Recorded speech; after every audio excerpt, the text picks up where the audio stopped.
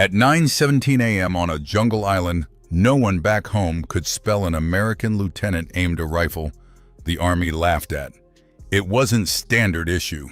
It wasn't even military. But over the next 4 days, that mail-order toy would outshoot Japan's best snipers and make an entire battalion shut up.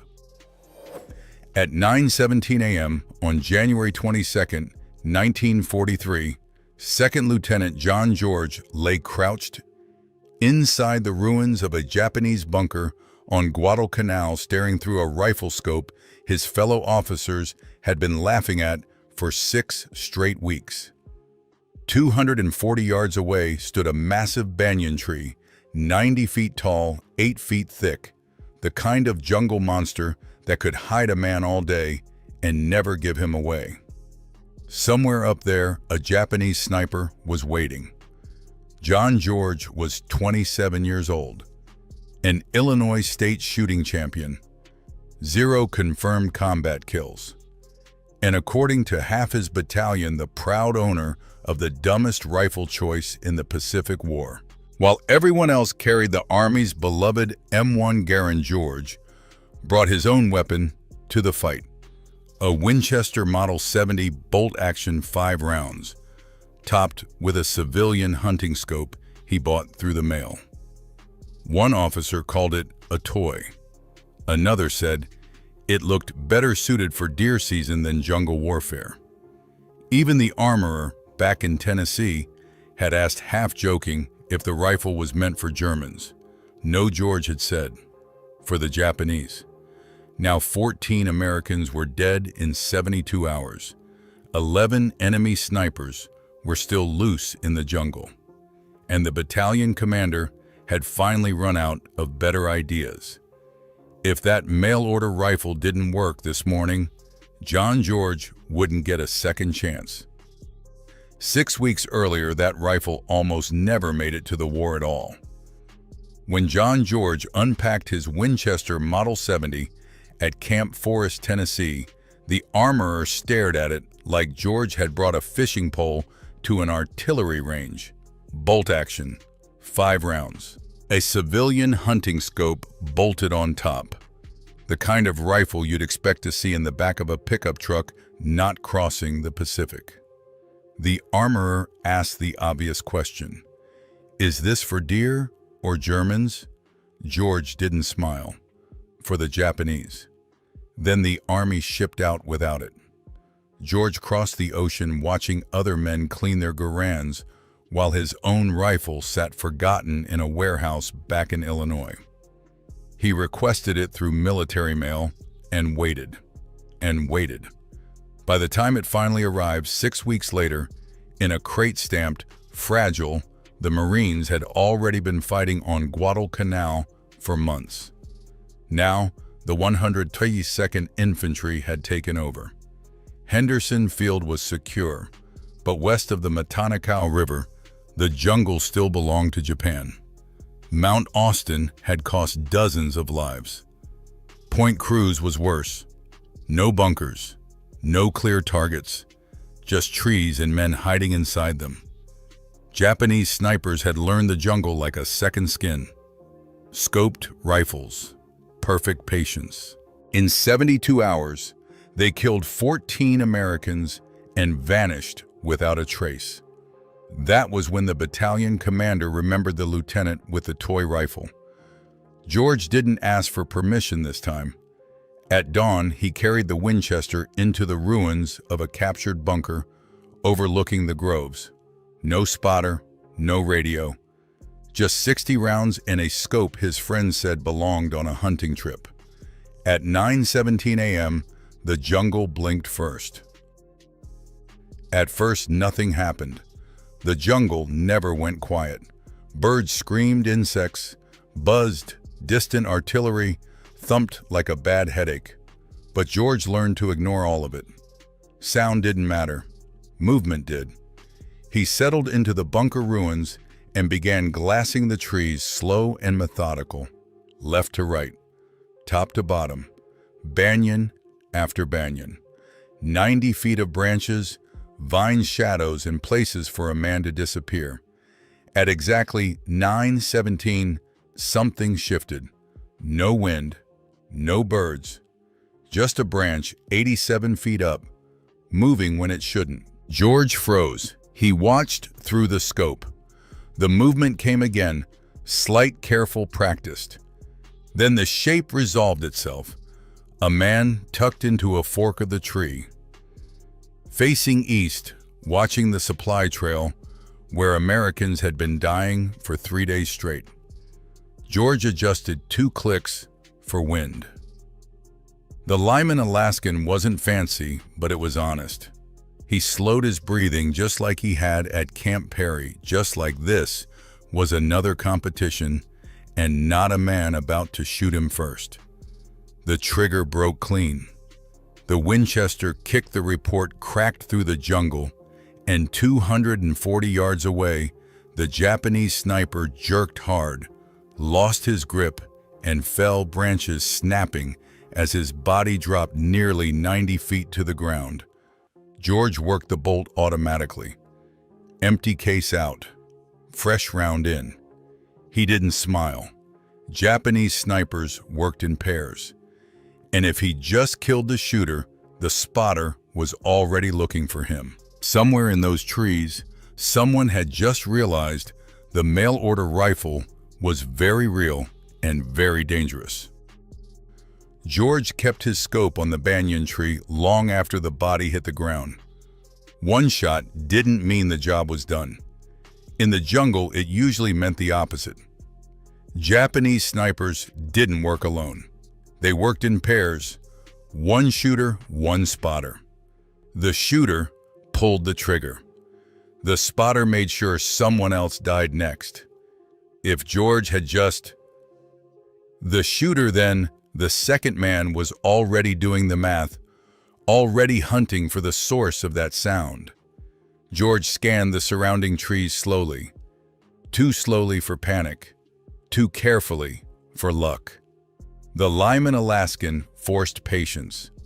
2.5 power meant every tree had to be searched inch by inch, branch by branch.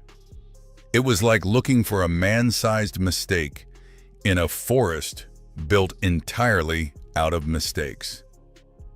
At 9:43, he found him, 60 yards north. Different tree, lower, maybe 50 feet up. The sniper was moving, climbing down, retreating. He'd heard the shot. He knew the game had changed. George didn't rush it. He led the movement, steadied the crosshairs, and squeezed. The second sniper fell backward, rifle clattering through the branches before his body followed. 2 shots. 2. George worked the bolt again and stayed on the scope. No celebration, no commentary. This wasn't target practice anymore. This was pest control under return fire conditions. Somewhere out there, other Japanese snipers were watching trees instead of trails now. They were learning, adapting, and they had just learned one very uncomfortable lesson. The American with the toy rifle knew exactly what he was doing. By noon, 5 Japanese snipers were dead, and the jungle finally noticed. Word traveled fast through the battalion. Men who had spent weeks mocking George's mail-order rifle suddenly wanted to watch him work. George refused. Spectators attracted attention. Attention attracted bullets. He preferred neither. The Japanese adapted just as quickly. After the 5th kill, the trees went still. No careless movement, no silhouettes. The jungle became a wall of green patience, and George spent hours staring at leaves that refused to blink. Then at 11:21, the jungle answered back. A rifle shot slammed into the sandbags inches from George's head, spraying dirt into his face. He rolled left without thinking and pressed himself flat against the bunker wall. The shot came from the southwest, wrong direction. A different sniper, smarter. George waited 3 full minutes before moving. In sniper work, impatience can faster than bullets. When he eased back into position and glassed the trees, he found the mistake. At 11:38, third tree from the left in a tight cluster of banyans 73 feet up. The sniper had relocated, but not far enough. George centered the crosshairs and fired. The third body fell without a sound. By early afternoon, George had killed 5 men who'd terrorized an entire regiment. He'd fired fewer rounds than most soldiers wasted checking their rifles.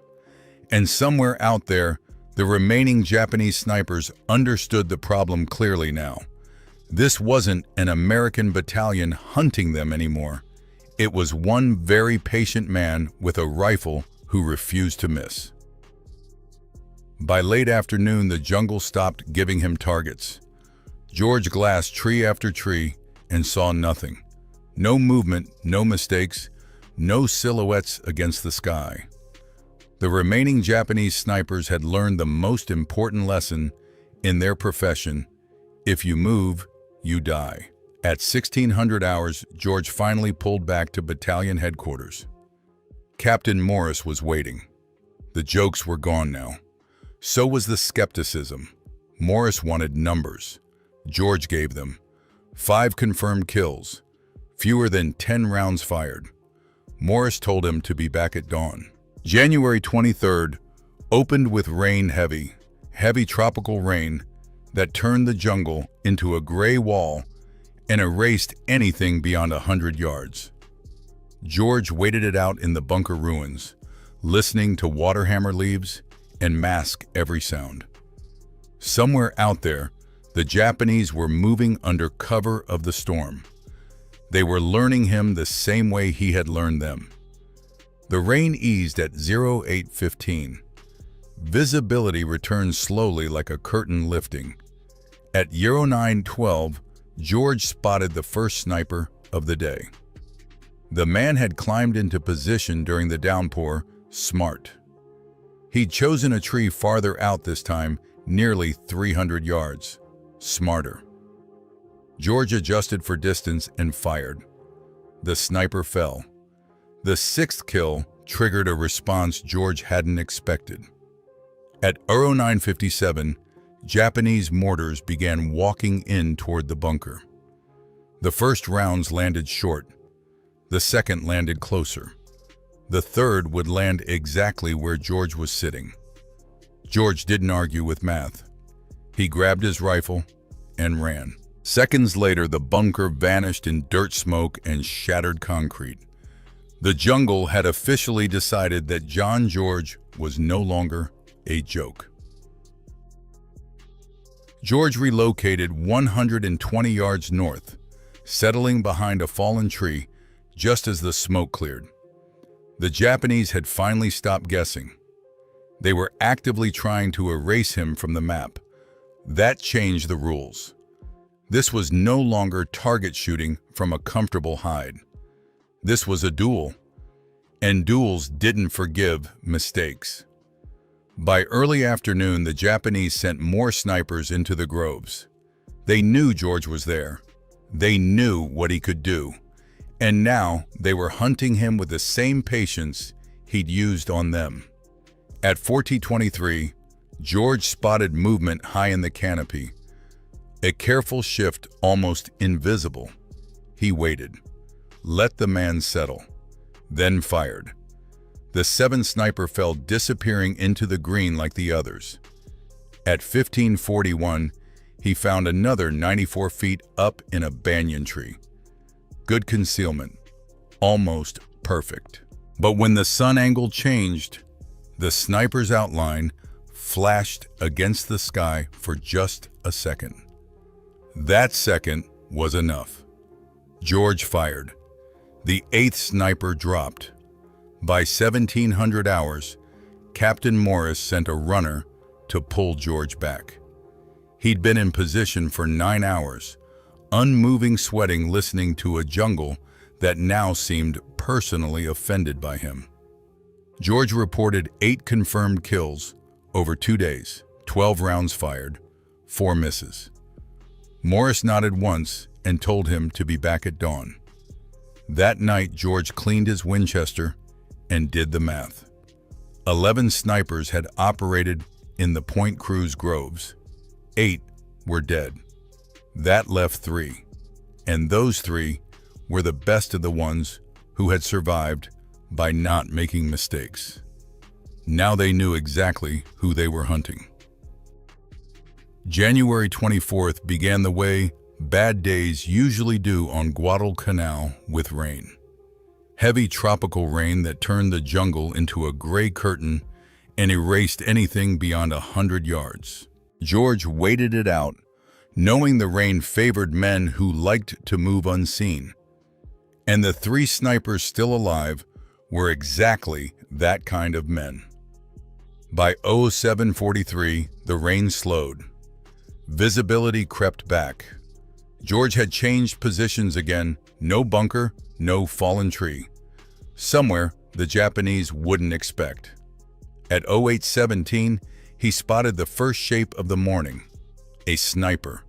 Low, only 40 feet up in a palm tree about 190 yards out. George paused. That was odd.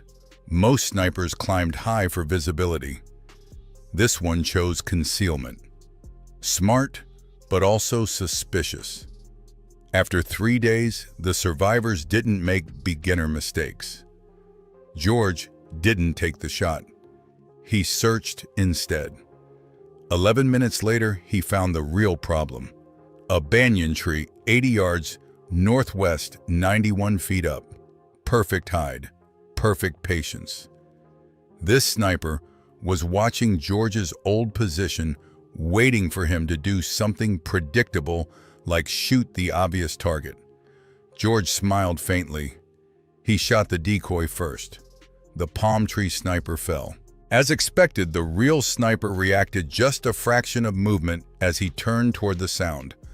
That fraction was enough. George fired again. The real sniper fell 90 feet through branches and vines, hitting the jungle floor hard enough to end the argument. 2 shots, 2 kills. George didn't wait for applause. He grabbed his rifle and ran. Seconds later, machine gun fire shredded the rocks where he'd been sitting. The Japanese had stopped improvising. They were trying very hard to kill him now. George relocated again, this time dropping into a shell crater partially filled with rainwater. Mud sucked at his boots as he sank chest deep, holding the Winchester upright like a man trying not to drown his own lifeline. It wasn't comfortable, but comfort had left this story days ago. 10 confirmed kills, 1 sniper left. And George finally understood something that made his stomach tighten. The last one wasn't in the trees. At 09:47, movement flickered at the edge of his vision, low, deliberate wrong. 60 yards south.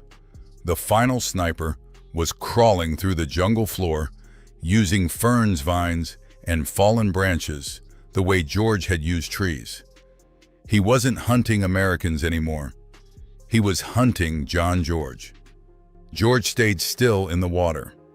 Rising would expose him. Waiting meant trusting patience over instinct, and instinct was screaming.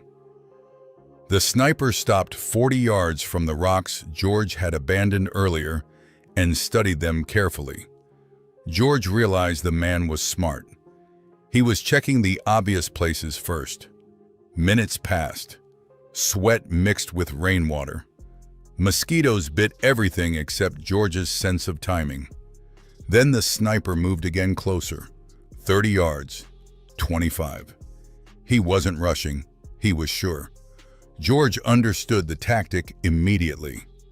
The Japanese sniper had watched the machine gun fire earlier. He knew where George should be.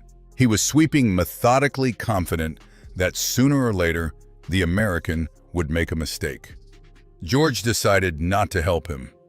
Sometimes the best move in a duel is letting your enemy walk past you and showing him how wrong he was. The Japanese sniper finally reached the rocks. He slipped into the abandoned machine gun nest and took up a firing position facing east, exactly where George should have been hiding.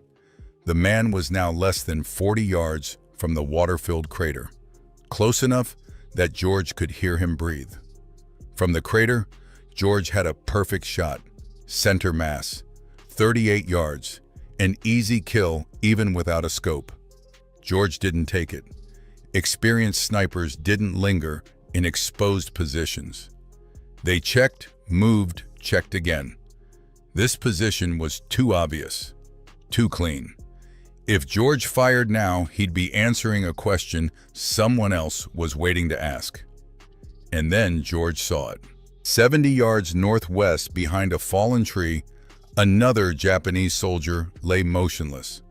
Rifle aimed toward the drainage ditch, toward the place George had evacuated earlier. The final sniper wasn't alone. He'd brought help. George did the math quickly. Bolt-action rifle, one shot at a time, two enemies, bad odds. So he changed the equation. George sank deeper into the crater until only his eyes and the top of his head broke the surface. The Winchester stayed vertical, muzzle skyward, like it had learned how to hold its breath too. Minutes passed. At 10:13, the man in the rock stood up. He'd seen nothing. He signaled to his partner. Both soldiers began moving east, parallel, confident the hunt was over. They walked past George's crater. George rose from the water, slow and silent. Water streamed off his uniform, his rifle, his face. He aimed at the closer man and fired. The soldier dropped. George worked the bolt, swung, and fired again before the second man could turn. Both fell. 11 shots, 11 snipers, and the jungle finally went quiet for about 5 seconds. The quiet didn't last. George heard voices, Japanese voices coming from the tree line. Not whispers, not careful. Multiple men moving fast. These weren't snipers. This was infantry sent to recover bodies and accidentally walking into the wrong story. George dropped back into the crater, submerging until only his eyes broke the surface. Muddy water crept into his collar. The Winchester stayed upright, muzzle clear, doing its best impression of a submarine periscope. The voices stopped near the first body, then the second. Urgent tones, confusion. At 10:28, they changed direction toward George. They'd found his tracks, boots in the mud, the one thing he hadn't erased. George checked his rifle. 5 rounds, at least 6 enemies. Bad math. At 10:31, a Japanese soldier appeared at the crater rim and looked straight down. George fired from the water. The man fell backward like he'd tripped over the wrong thought. George worked the bolt, rose, and fired again. Then again. 2 more bodies dropped. Shouting erupted. Rifles cracked. Bullets slapped mud and stone. George climbed out the far side of the crater and ran. He dove behind a fallen tree as fire stitched the ground where he'd been seconds earlier. He fired once, one man down. Then voices from behind. A flank. That was enough. George broke contact and sprinted north, vines tearing at his boots, branches snapping at his face. After 90 seconds that felt like a lifetime, he dove into another crater, dry this time. Silence returned. 2 rounds left. No spare clips. But he was alive. At 11:13, George crossed back into American lines. He reported to Captain Morris and gave the numbers. 11 snipers, 4 days. 1 rifle they used to laugh at. Captain Morris listened without interrupting. No jokes, no raised eyebrows. Just numbers written carefully in a notebook that suddenly felt much heavier than paper should. When George finished, Morris asked one final question, The kind officers ask when they already know the answer. "Can you do it again?" George nodded. "Yes, sir," but not alone.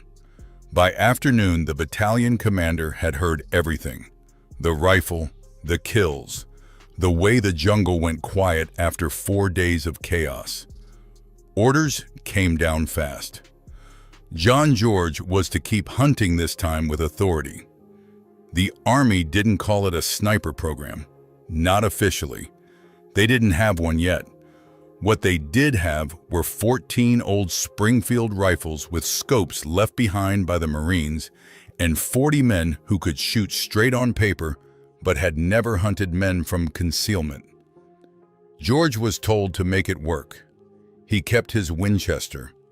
That part wasn't negotiable. Training started immediately.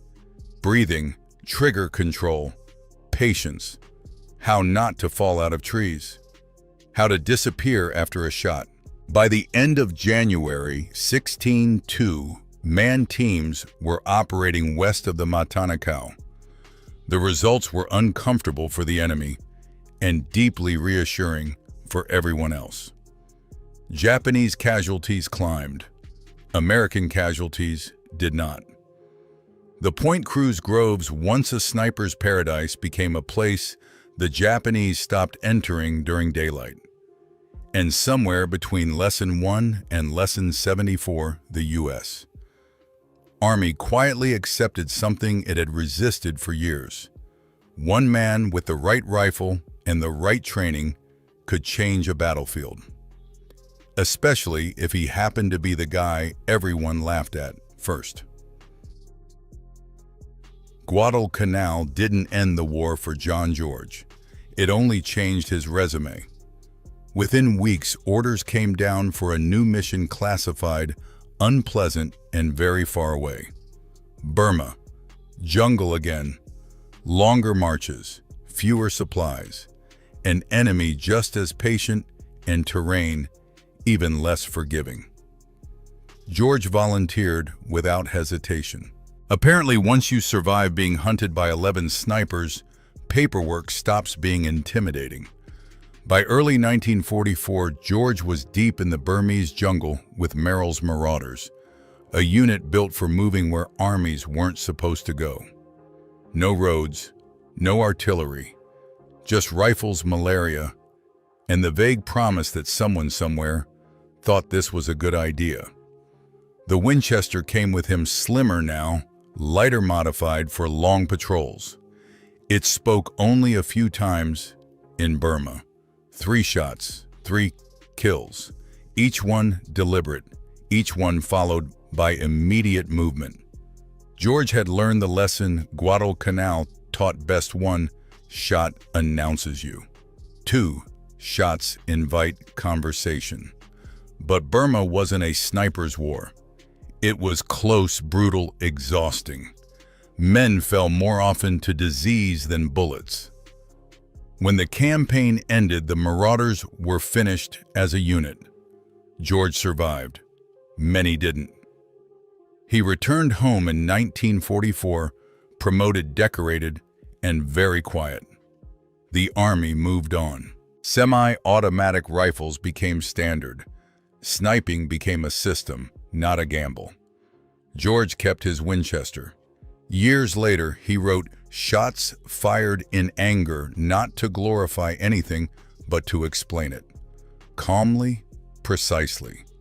Like a man who'd already said everything he needed to say in a jungle, 1 shot at a time." The rifle now sits behind glass in a museum. Most people walk past it. They don't know it once shut an entire jungle up. John George never became famous in the way war heroes usually do. He didn't tour the country. He didn't tell dramatic stories over drinks. In fact, most people who worked with him later in life had no idea what he'd done at Point Cruz. After the war, George traded jungles for classrooms. He studied. He taught. He advised governments. He spoke softly and precisely, the way men do when they've already tested themselves in places where words don't matter much.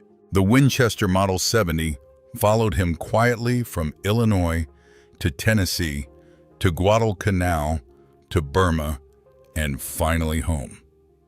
Then it went into a case and stayed there. Years passed, wars came and went, rifles changed.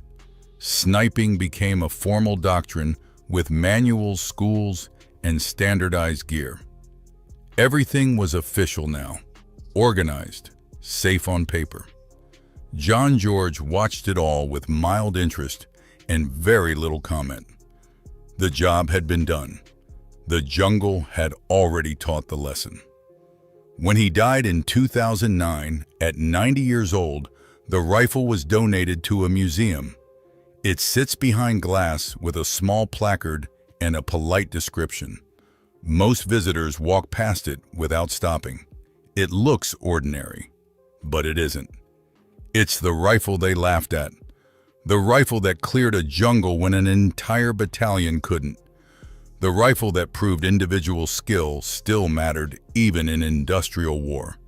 And if you listen closely, you can almost hear the jungle going quiet one last time. 8:44 a.m. June 15, 1944, Saipan. Shells explode in the surf as Lieutenant Frank Toksky hunches in a Higgins boat. Behind him, 40 Marines pulled from the brig fighters' thieves survivors. Their orders slip inland, hunt Japanese guns, and vanish for days. Odds say they won't come back. 7 months earlier, the Marines learned a brutal lesson at Tarawa. In just 76 hours, nearly 1,000 Americans were dead, bodies stacked on the beach. Units wiped out, moving blind into Japanese guns they never saw. One officer walked away, convinced that if the Corps kept fighting this way, it would keep bleeding to death. Colonel James Risley wanted something different. Not parade ground Marines, not rule followers. He wanted men who could think on their feet, kill quietly, and survive alone with no backup. Men who didn't panic when things went wrong because things had gone wrong their entire lives. So Frank Toksky went looking where no one else would. The brig, punishment details, trouble lists. When 2 Marines fought, the loser went to the infirmary. The winner went to the brig. Toksky always took the winner.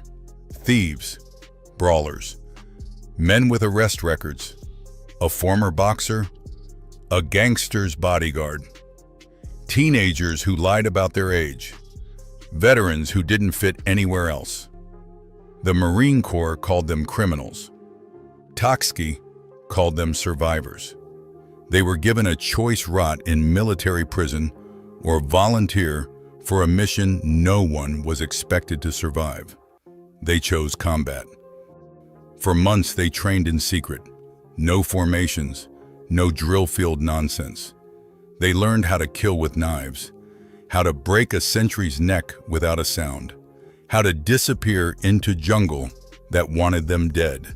They learned to steal food, weapons, even vehicles, because in the Pacific, the Marines were always undersupplied and survival favored the ruthless. Other Marines started calling them the 40 Thieves. The name stuck. By June 1944, they weren't criminals anymore.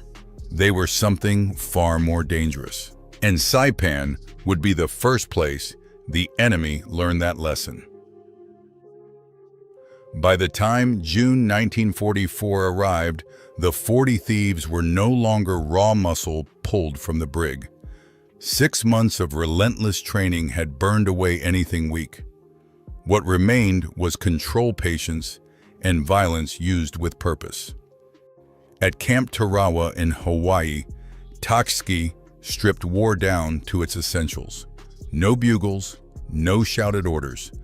Men learned to move by hand signal and eye contact alone. A snapped twig could get you killed. A single footprint could doom the platoon. They practiced stalking each other through jungle until no one could tell who was hunter and who was prey. Killing was taught the same way up close, quiet, and final. Knives first. Bare hands second. Rifles only when there was no other choice. They trained with scoped Springfields hitting man-sized targets from 600 yards, then disappearing before anyone could trace the shot. Bazookas followed how to ambush armor where steel was weakest, how to strike once and vanish. They studied the enemy obsessively. Japanese field manuals, captured maps, island defense patterns, where machine guns overlapped, where mortars hid, where officers slept. Saipan wasn't just an island, it was a blueprint, and the thieves memorized every line. They also learned to live off theft. The Marines were the poorest fed force in the Pacific, and Tokski's men embraced it. Army depots lost food. Navy warehouses lost gear. Even jeeps vanished overnight. Other units cursed them. The thieves smiled and kept moving. By the end of training, each man understood the truth. Their mission wasn't to fight battles. It was to go where no one else could see, what no one else could see, and survive long enough to tell someone about it. On June 15th, they would land with the first wave at Saipan. They would push inland ahead of every other American unit. Then they would disappear into the jungle. No support, no rescue, and with a 73% casualty rate hanging over them, every man knew one thing: most of them weren't coming back. At 8:47 a.m., the ramps dropped. Chest-deep water surged into the Higgins boats as Japanese machine guns opened up from hidden positions inland. Mortar rounds splashed into the surf, tearing men apart before their boots ever touched sand. Bodies floated past the boats. Screams vanished under gunfire. Frank Tokski didn't hesitate. He stepped forward and led the 40 thieves straight into it. While other Marine units stalled at the seawall, pinned down, and bleeding, Tokski's platoon kept moving. That was the order. Keep moving, never stop. The moment you stop, the island kills you. By 9:30 a.m., they were 300 yards inland, farther than any other unit on the beach. And suddenly they were alone. 30,000 Japanese soldiers were somewhere ahead of them in the jungle. Night would fall in 9 hours. That was when Saipan truly belonged to the enemy. The thieves spread out, moving 50 yards apart, communicating with silent hand signals developed in training. No radios, no formations. This wasn't a battle line, it was a hunt. At 10:15 a.m., Sergeant Bill Knuppel spotted it. A concrete pillbox carved into a ridgeline invisible from the beach. Inside, a Type 92 heavy machine gun covered 3 valleys, the exact routes Marine assault units would soon use to advance. 7 Japanese crewmen waited inside. Anyone walking into that valley would be cut down in seconds. Tokski had a choice: engage, save lives, and expose his unit, or bypass the position and let Marines die later. He decided in 30 seconds. Private Marvin Strombo crawled into position with a bazooka. 80 yards, 1 shot. At 10:32 a.m., the rocket slammed through the firing slit and detonated inside the pillbox. The entire crew died instantly. Before the smoke cleared, the 40 thieves were gone 300 yards deeper into the jungle, leaving behind only shattered concrete and silence. 4 hours later, Marine units advanced through that valley. No machine gun fire came. By noon, Tokski's platoon had already marked 17 enemy positions and called in naval gunfire that erased them from the map. Saipan wasn't ready for what was hunting it, and the 40 thieves were just getting started. By mid-afternoon, the jungle stopped feeling like cover and started feeling like a trap. The 40 thieves were nearly 2 miles inland territory no American unit would reach for days. Every 100 yards revealed new Japanese positions. Machine guns dug into ridgelines, mortar pits hidden under palm fronds, entire valleys packed with enemy troops. Intelligence had been wrong. Saipan was fortified to the teeth. Then at 3:40 p.m., everything changed. Through breaks in the foliage, Takski saw rows of steel shapes under camouflage netting. Not trucks, not artillery, tanks. 37 Japanese Type 97 medium tanks engines, cold crews resting nearby.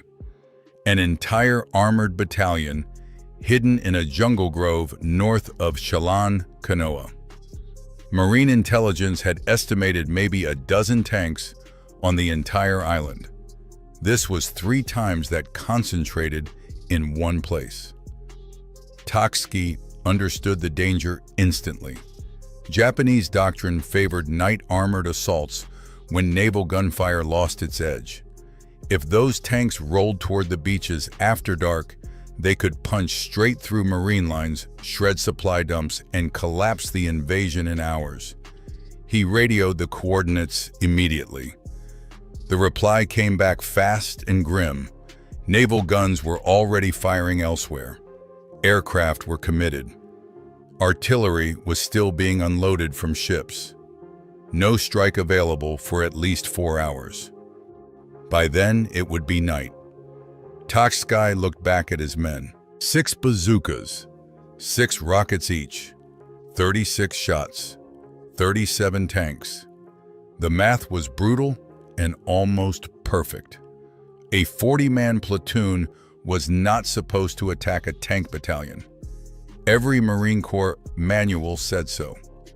But Takski hadn't built this unit on manuals. He built it on men who broke rules and survived.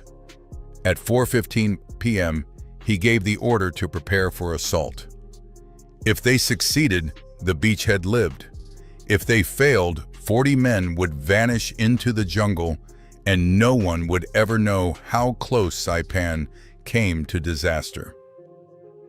As the bazooka teams moved into position, the ground began to tremble. One by one, the tanks roared to life. Diesel engines echoed through the trees. Japanese crews scrambled aboard.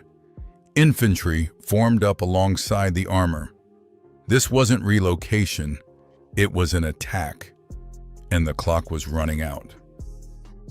The moment the tank engine started, Takski knew the assault was dead. Surprise was gone. The jungle that had hidden them now betrayed them. Japanese officers shouted orders. Infantry poured in around the armor, nearly 1,000 men forming up with practiced speed. This wasn't a reaction, it was preparation. The enemy was about to move. Takski checked his watch. 4:28 p.m. Sunset was less than 3 hours away. If he attacked now, his men wouldn't even reach the tanks before Japanese infantry cut them down. 6 bazooka teams against a fully alert battalion wasn't courage, it was suicide. He made the call instantly. Abort the attack, new mission. Shadow the tanks. Kill them with information instead of rockets. Takski radioed headquarters. Enemy armor mobilizing. 37 tanks. Estimated movement toward the coast. The reply came back just as fast. Maintain observation. Do not engage. Keep reporting. At 5:07 p.m., the Japanese began to move. 2 armored columns pushed through the jungle infantry, marching beside them in tight formation. The ground shook with every step. This wasn't a probing force. This was a breakthrough attempt meant to smash marine lines before nightfall. The 40 thieves moved with them, ghosting the column from 200 yards out, using jungle folds and ridgelines to stay invisible. Every 10 minutes, Taksky sent updated coordinates. Marine units at the beach reacted in real time. Bazookas rushed forward. Sherman tanks repositioned artillery-adjusted firing lines. At 6:15 p.m., the enemy halted. Officers gathered. Maps came out. Arguments followed. Taksky watched through binoculars, heart pounding. Something was changing. Then the tanks turned, not toward the main beachhead, but north. The maneuver made no sense until it did. By 7:05 p.m., as the sun touched the horizon, Taksky saw the truth. The Japanese weren't aiming for strength. They were aiming for the gap between the 2nd and 4th Marine Divisions. 2 companies, barely 340 Marines, against 37 tanks and 1,000 infantry. Taksky transmitted the warning, but dusk swallowed the battlefield. Radios crackled. Frequencies shifted. Artillery was resupplying. Shermans were refueling. Timing had betrayed the Americans. At 7:23 p.m., the Japanese attack began. Steel rolled forward into the twilight, and the fate of the invasion hung on minutes. The first explosions ripped through the twilight like lightning. Bazooka rounds slammed into the lead tanks, turning steel into fire. 3 Japanese tanks burned, but 34 kept coming. Infantry surged behind them, screaming, firing wildly, as Marines fell back toward the beach. The line was bending, then breaking. From high ground, the 40 thieves watched the nightmare unfold. And then Taksky saw it. One tank had peeled away from the formation. It wasn't heading for the front lines. It was moving fast through a ravine straight toward the 6th Marines command post. Inside that cluster of tents and radios was Colonel Risley coordinating the entire defense. If that tank got through, the regiment would be blinded in minutes. Taksky checked the distance, 400 yards. Time to impact 3 minutes. No one else saw it. No one else could stop it. He grabbed Private Herbert Hayes, the best bazooka man he had. 6 perfect hits in training, never missed. But this wasn't a static target. The Type 97 was moving its armor thickest at the front. One bad angle, and the rocket would bounce. They ran, down the slope, branches snapping, hearts pounding. They slid into position 30 yards from the tank's path. Hayes dropped prone bazooka, steady, breathing slow. The tank emerged from the ravine, turret rotating. The commander stood in the hatch, scanning the darkness. The tank slowed, then stopped. The commander checked his map. Hayes fired. The rocket hit the left side just below the turret ring where the armor was thinnest. The shape charge punched through and detonated inside. The crew died instantly. 6 seconds later, the ammunition cooked off. The explosion lit the jungle for 300 yards. Japanese infantry froze, then panicked. They assumed they'd hit a major Marine strongpoint and redirected their assault away from the command post. One shot, one tank, an entire enemy battalion misdirected. The beachhead lived, but the muzzle flash had given them away. Machine guns opened up. Mortars started falling. The 40 thieves had seconds to disappear or die right there in the dark. And getting out would be harder than getting in. The moment the tank exploded, the jungle turned hostile. Machine gun fire ripped through the trees. Mortar rounds crashed down, showering dirt and shrapnel. Japanese soldiers flooded toward the flash that had betrayed the 40 thieves. Staying meant annihilation. Taksky shouted the only order that mattered: scatter. The platoon dissolved into the darkness. Standard Marine doctrine said units stayed together. Saipan made that impossible. The jungle was choking black alive with enemy patrols. Teams of 4 and 5 men peeled off toward prearranged rally points, moving by instinct, memory, and sheer will. Some ran, some crawled, some froze inches from death.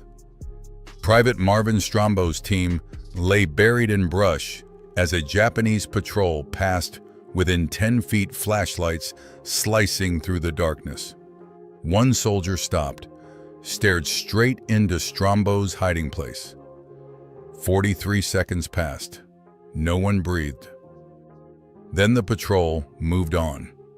By 9:00 p.m., Toksky reached the primary rally point, a small clearing barely 600 yards behind Marine lines.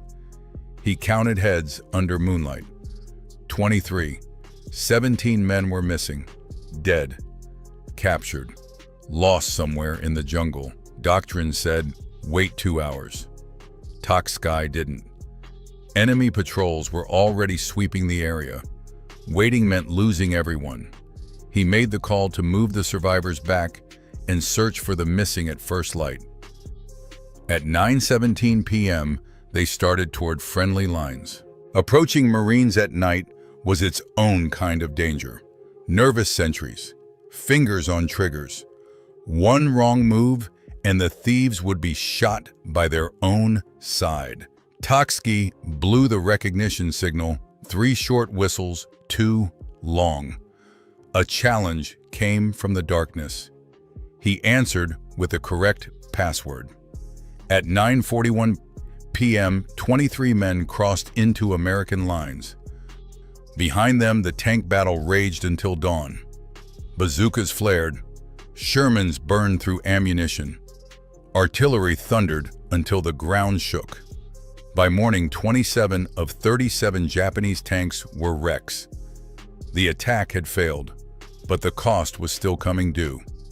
As dawn broke on June 16th, Toksky turned back toward the jungle. 17 men were still out there, and daylight would not make finding them any easier. First light came without mercy. At 6:30 a.m., Toksky sent his search teams back into the jungle, 4 men per team. Orders simple and brutal: find the missing, bring back whoever was still breathing. Return by noon. No heroics, no delays. The jungle answered immediately. At 7:05 a.m., they found the first body. Private Donald Evans lay where he'd fallen, 2 bullet holes in his chest. No signs of a fight. No last stand. Just sudden death in the dark. His dog tags were gone, taken as trophies. The team buried him where he lay, rifle and helmet marking the spot. There was no time for more. At 8:20 a.m., the second discovery was worse. 3 Marines, hands tied behind their backs, bayoneted, executed. They hadn't surrendered. They'd been wounded, captured, and murdered. On Saipan, prisoners were liabilities. The Japanese didn't take them. The report came over the radio in clipped sentences. Toksky listened without speaking. Then he ordered the teams to keep moving. By 10:00 a.m., 6 more men were found alive. Separated during the night withdrawal, they'd evaded patrols and reached Marine lines on their own. Exhausted, dehydrated, shaken, but alive. That brought the count to 29. 13 were still missing. At 11:15 a.m., another transmission crackled in.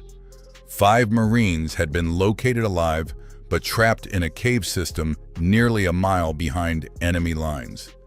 Japanese patrols were circling. Movement meant death. Toksky had a choice.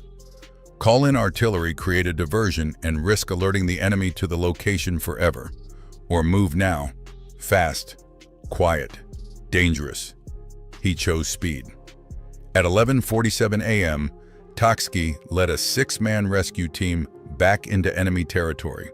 No speeches, no hesitation, just movement. They reached the caves at 12:33 p.m. The trapped Marines were barely holding on. One burned with malaria fever over 103. Another was crippled by dysentery, barely able to stand.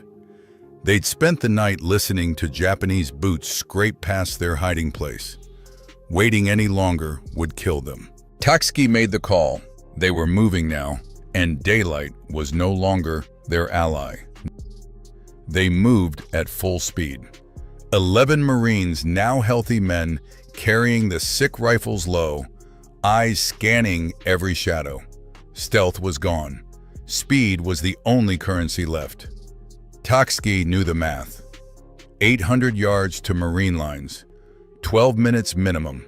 The Japanese would be on them in 5. At 1:23 p.m., the jungle answered. A Japanese patrol 20 men appeared ahead, moving in standard search formation. Flashlights off, weapons ready. There was no time to hide, no room to retreat. Tatsuki chose violence. The Marines snapped into an L-shaped ambush drilled into muscle memory months earlier. 8 men along the trail, 3 at the cutoff. When the Japanese stepped into the kill zone, Tatsuki gave the signal. 7 seconds. That's all it took. 20 enemy soldiers dropped before a single shot could be returned. No survivors, no radio calls. But gunfire echoed through the jungle like a flare. Every Japanese unit within half a mile heard it. Run. They broke contact immediately, sprinting through brush, dragging the wounded, abandoning stealth entirely. Shouts erupted behind them. Whistles, boots, the sound of pursuit swelling by the second. At 1:29 p.m., the ground vanished beneath their feet. A ravine, 40 feet deep walls nearly vertical. Going around would mean death. Staying on the ridge guaranteed contact. Tatsuki sent them down. They slid, fell, climbed, half carrying the sick men as bullets cracked overhead. Japanese soldiers appeared on the rim seconds later, firing down into the ravine. Grenades bounced off rock. Shrapnel tore flesh. One Marine went down with a leg wound. Another bled from the shoulder. At 1:38 p.m., the ravine ended. A box canyon, no exit. Japanese soldiers were descending from both sides now, 40 visible, more coming. Ammunition was running low. Artillery was impossible. Air support was useless. This was where units disappeared. Then Tatsuki saw it. Vegetation at the canyon wall, water seepage, a crack in the stone. 2 Marines crawled forward, a fissure barely wide enough to breathe. It was the only chance. They shoved the wounded through first packs, ripped off weapons, dragged behind. The passage climbed upward through darkness, stone scraping skin. Behind them, Japanese voices echoed as soldiers flooded the canyon searching for men who had vanished into the rock. At 2:07 p.m., the Marines emerged on the far side of the ridge, alive. 8 minutes later, they crossed into Marine lines. All 11 made it, and the jungle was left screaming behind them.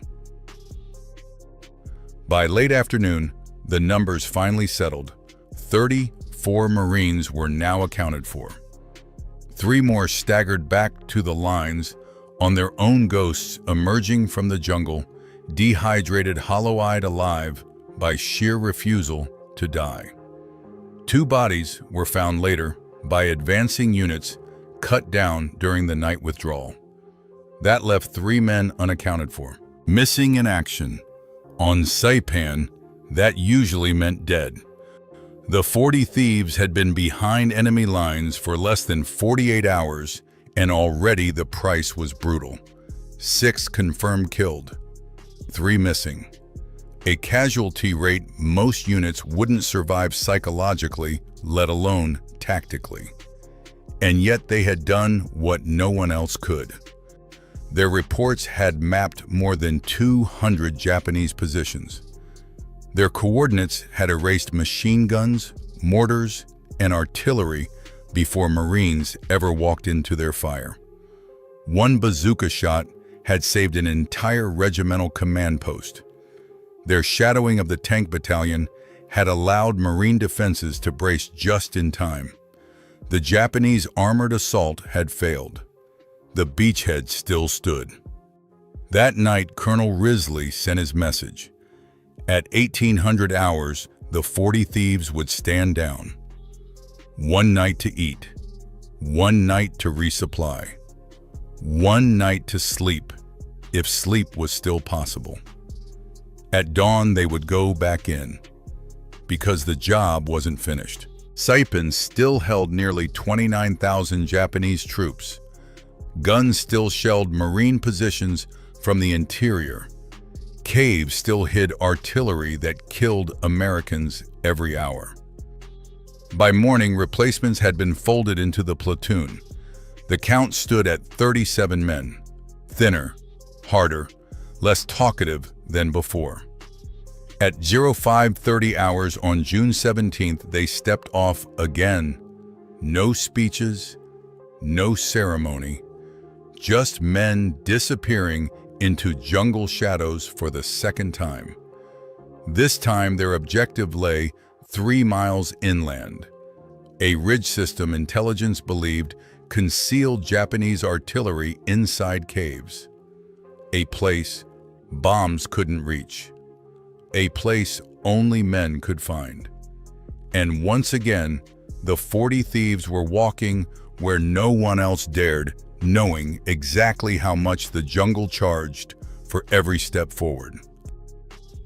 The ridge rose out of the jungle like a clenched fist, 600 feet of rock and tangled vegetation stretching nearly 2 miles across Saipan's interior.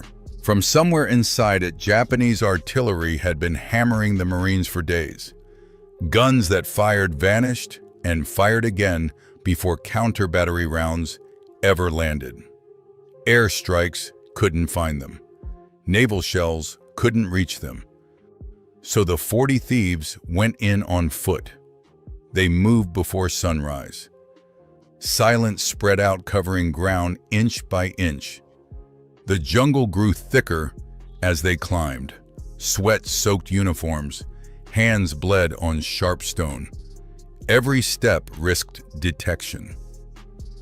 By 08:15 hours, they were on the ridge, and the intelligence officers had underestimated again. Cave entrances dotted the slope, not 1 or 2, 8, each large enough to swallow artillery pieces, each covered by overlapping fields of fire. Taksugi could see the pattern now.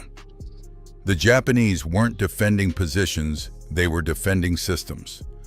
Tunnels connected the caves, allowing guns to fire retreat underground and reappear somewhere else minutes later. That's why Marine artillery never hit anything. They were always aiming at ghosts. Finding the guns wasn't enough. They had to map the tunnels. At 09:40 hours, Corporal Roscoe Mullins and Private Marvin Strombo volunteered. No hesitation, no discussion, just a nod and a step forward. They entered the largest cave flashlight's shielded light barely cutting the darkness. The air was wet and foul. The smell of powder rot and human waste clung to the stone. Voices echoed somewhere deeper inside. In 2015, a former female Viet Cong fighter made a chilling confession. "We didn't fear American soldiers or B-52 bombings," she said. "We feared the Australian SAS." Her voice dropped. "Because they made our comrades disappear. No bodies, no gunfire, just silence and a jungle that suddenly felt like it was watching." Her fear mattered because she was not inexperienced, not naive, and not easily shaken. She was one of nearly 138,000 women who served in North Vietnamese and Viet Cong forces during the war, most barely out of their teens. Some volunteered. Many were drafted. All were hardened by a conflict that offered no mercy. They guarded supply routes under relentless bombing, carried weapons and intelligence through contested villages, and fought shoulder to shoulder with men in firefights that lasted hours. These women learned quickly which enemies could be anticipated and which could not. American units were terrifying but familiar. When contact was made, artillery followed. Helicopters thundered in. Airstrikes erased entire grid squares. The pattern was brutal, but it was known. You fought briefly, broke contact, and vanished before the firepower arrived. If you moved fast enough, you survived. The Australian SAS did not fit that pattern. They did not announce themselves. They did not sweep villages or crash through jungle trails. They arrived quietly, watched patiently, and struck only when escape was impossible. And that difference, more than bombs or battalions, changed everything. While American and conventional Australian infantry moved through the jungle with patterns that could be studied, the SAS erased the idea of predictability altogether. They operated in 5-man patrols inserted by helicopter, then vanished for weeks at a time. No trails were followed. No villages were searched. No warning was given. Vietnamese intelligence networks that tracked battalion movements were useless against men who left no footprint, no radio chatter, no routine to exploit. To those moving through the jungle, the difference was immediate and terrifying. You could hear American units long before you saw them: metal clinking radios, crackling voices, carrying through the trees. The SAS made no sound at all. They moved so slowly that a patrol might advance less than a kilometer in a day. Every piece of metal was taped. Every uniform dulled with mud and grime. They would stop, sit motionless for half an hour, and simply watch, waiting, listening, learning. Then it would happen. A supply column on a trail used safely for months. A point man collapsing without a sound. Then another. A sudden eruption of perfectly aimed gunfire from positions already passed. 60 seconds of violence, then silence. When help arrived, there were bodies on the ground, but no sign of who had done it. No tracks, no casings. Just jungle, once again empty. And that was when the fear truly set in. The fear didn't fade when the shooting stopped. It spread. Captured Viet Cong. Documents from 1967 and 1968 warned units about American firepower, outlined methods to ambush Australian infantry, and listed procedures to survive airstrikes. But when it came to the SAS, the instructions were short and chilling. Avoid contact if possible. If contact is unavoidable, assume you are already being watched. Assume they know your numbers, your positions, your routines. Assume it is already too late. That assumption poisoned everything. Every trail felt compromised. Every jungle clearing felt exposed. Supply movement slowed to a crawl, not because of bombs, but because of doubt. The SAS didn't need to be everywhere. Their reputation did the work for them.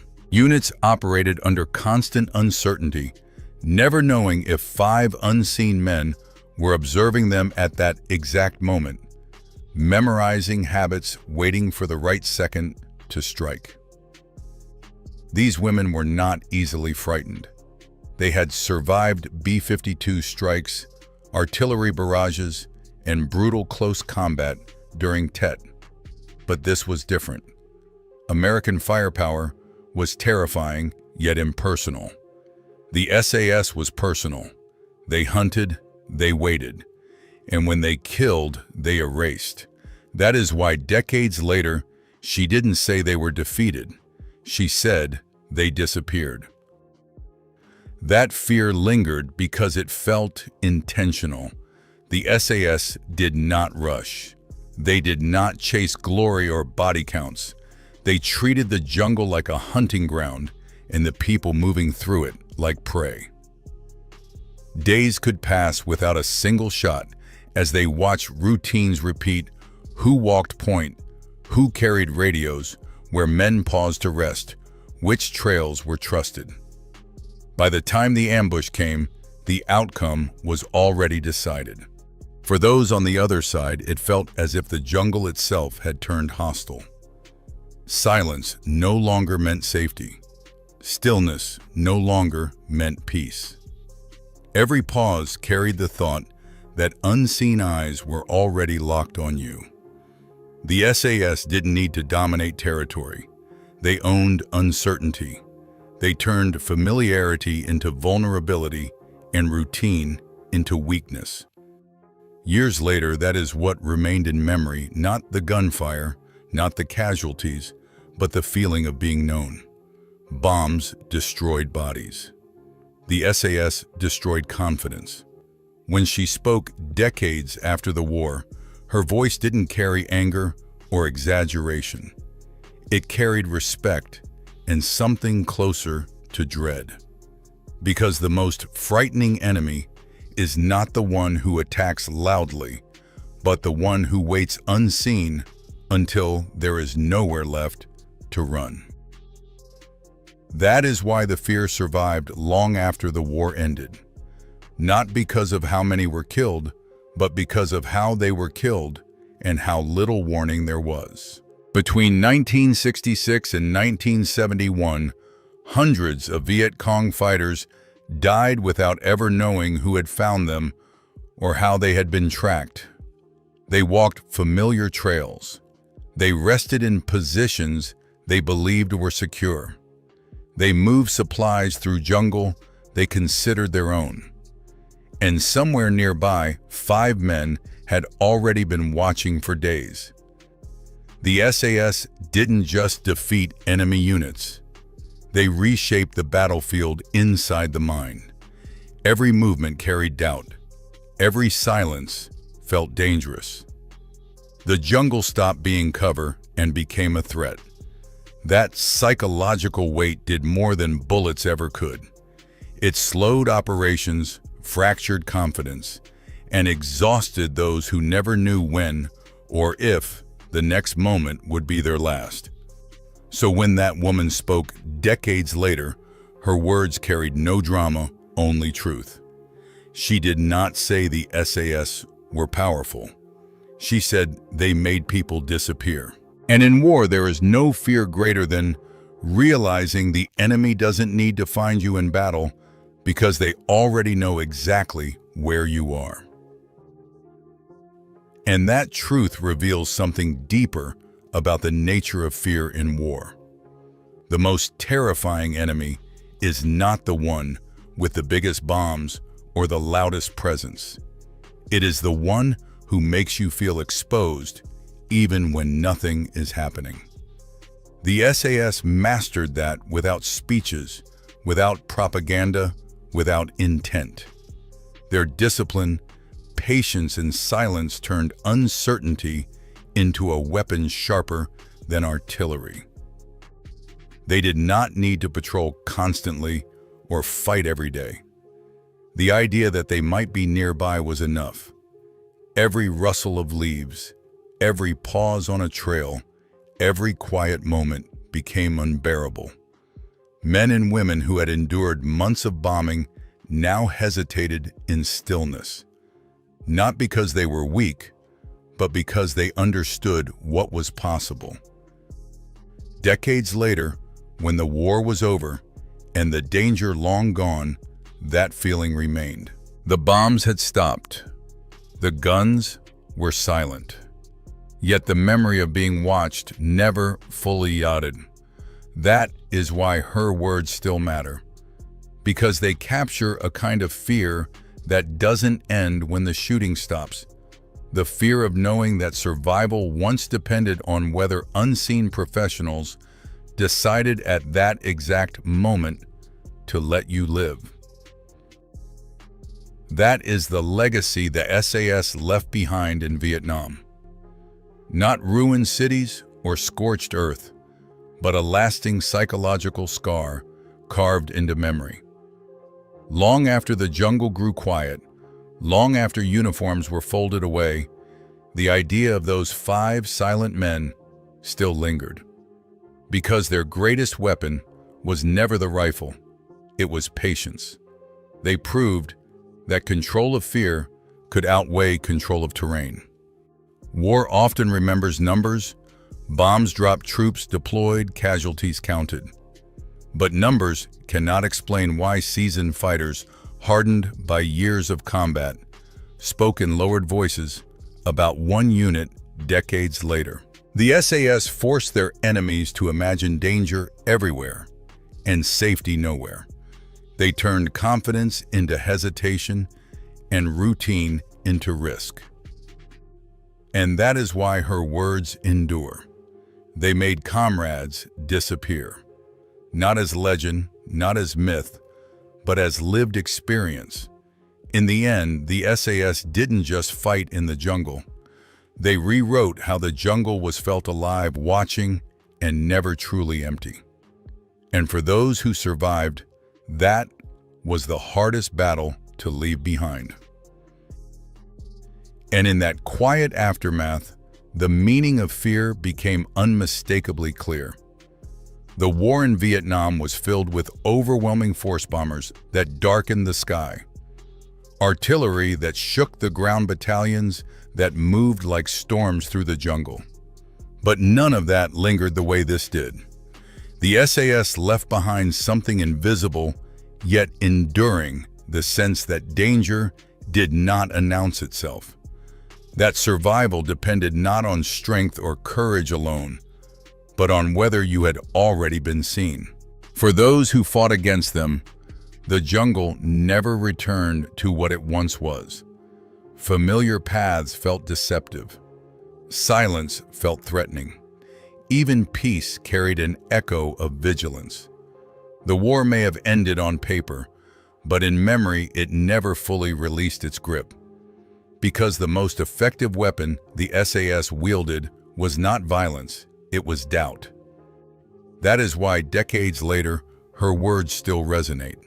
Not with hatred, not with exaggeration, but with clarity.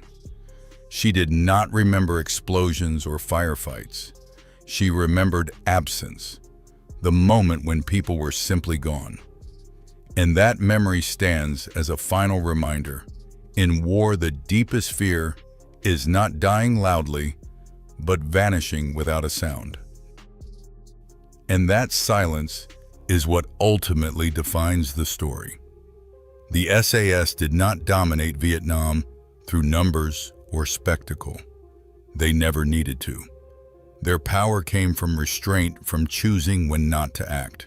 By staying unseen, by striking only when success was certain, they forced their enemy to live inside a constant question: am I already being watched? That question drained strength faster than hunger or exhaustion. It turned confidence into caution, courage into hesitation. Fighters who had survived years of combat now measured every step, every pause, every breath. Not because they lacked resolve, but because they understood the cost of being wrong. Against an enemy you could see, you could fight. Against an enemy you could not even detect, survival felt like chance. This is why the story endures. Not as a tale of victory or defeat, but as a lesson in how fear truly works. The SAS didn't just operate in the jungle, they haunted it. And long after the war faded into history, that haunting remained. Because some enemies don't need to be remembered by name. They are remembered by the way they made you feel alone, exposed, and never truly safe. And yet, this was only the beginning, because what the SAS unleashed in those jungles would soon force the enemy to change everything they thought they knew about war survival and fear itself. That night raid was not an anomaly. It was a warning. March 1966 marked the moment the Viet Cong realized a new kind of enemy had entered the war. These were not American battalions crashing into landing zones or sweeping villages with overwhelming force. The men who moved through Phuoc Tuy moved differently. They didn't seek contact. They sought understanding. Every step was deliberate, every pause intentional. While U.S. forces fought loudly and visibly, the Australian SAS hunted quietly, studying the jungle the way their enemy did. And in doing so, they began turning the Viet Cong's greatest advantage, the jungle itself, into a place of fear rather than refuge. That fear spread quickly because everything about the SAS contradicted what the Viet Cong had learned to expect. American units arrived with noise and momentum, helicopters chopping the air, artillery shaking the ground, patrols moving in numbers large enough to hear and smell long before contact. The jungle warned you they were coming. The SAS gave no such warning. They operated in patrols of 4 to 6 men, inserted quietly, then erased themselves from the battlefield for weeks at a time. They didn't follow trails. They didn't cut through brush. They moved so slowly that a single patrol might advance less than a kilometer in an entire day. Every piece of metal was taped, every movement rehearsed. Radios stayed silent. Cigarettes were forbidden. Sometimes they would sit motionless for hours, watching a single stretch of jungle, memorizing routines, counting footsteps, learning who passed first and who followed last. To the Viet Cong, this was something new and deeply unsettling. Safe trails became uncertain. Familiar camps felt exposed. Fighters began to sense that contact no longer started with gunfire, but with observation that had already lasted days. By the time the first shot was fired, the outcome was no longer in doubt. The SAS had already chosen the moment. The turning point came when patience began to outperform power. After massive American sweeps rolled through the jungle and declared areas cleared, SAS patrols quietly slipped back in. They didn't rush. They didn't chase contact. They stayed, for days at a time, sometimes weeks. Moving less than a few kilometers, they watched life return to places the enemy believed were safe again. Fighters emerged, couriers moved, camps reappeared, and every movement was recorded, mapped, and understood. This was where the war truly shifted. The Viet Cong realized the Americans left, but the SAS remained, hidden, unseen, waiting. A patrol might lie motionless for 16 hours, watching a single trail, counting men, noting weapons, learning who gave orders and who followed them. When strikes finally came, they were devastating and precise. Camps vanished overnight. Supply networks collapsed. Commanders were killed without warning. To those on the ground, it felt impossible. There had been no helicopters, no warning shots, no battle, just the sudden realization that someone had been watching long before they ever knew they were there. That realization cut deeper than any firefight. The Viet Cong had always trusted the jungle. It hid them, fed them, protected them. Now, it betrayed them. SAS patrols didn't just observe movement. They read intent. Bent grass told them who passed recently. A disturbed leaf revealed direction. A faint footprint exposed numbers and load. They followed enemy units for days, sometimes for kilometers, never closing in, never revealing themselves, just learning. And when they finally acted, it felt supernatural. A commander killed in his sleep. A supply cache destroyed before it was ever used. A base camp erased by artillery called in from coordinates gathered days earlier. Survivors were left asking the same question again and again. How did they know no radios had been heard? No patrols seen. No warning given. That uncertainty spread faster than bullets. Units doubled sentries. Trails were abandoned. Camps were relocated every few days. Fighters stopped moving alone even to relieve themselves. The SAS didn't need to be everywhere. The belief that they could be was enough. The jungle no longer felt like home. It felt like a place where someone else already knew your next move and was waiting. That pressure was deliberate. The SAS wasn't trying to win the war in firefights, they were trying to break the enemy's rhythm. By late 1966, Viet Cong units operating in SAS areas began changing everything. Regular trails were abandoned. Camps were relocated every few days instead of every week. Sentries were doubled. Fighters were ordered never to move alone, not even at night. Every step required caution. Every pause invited fear.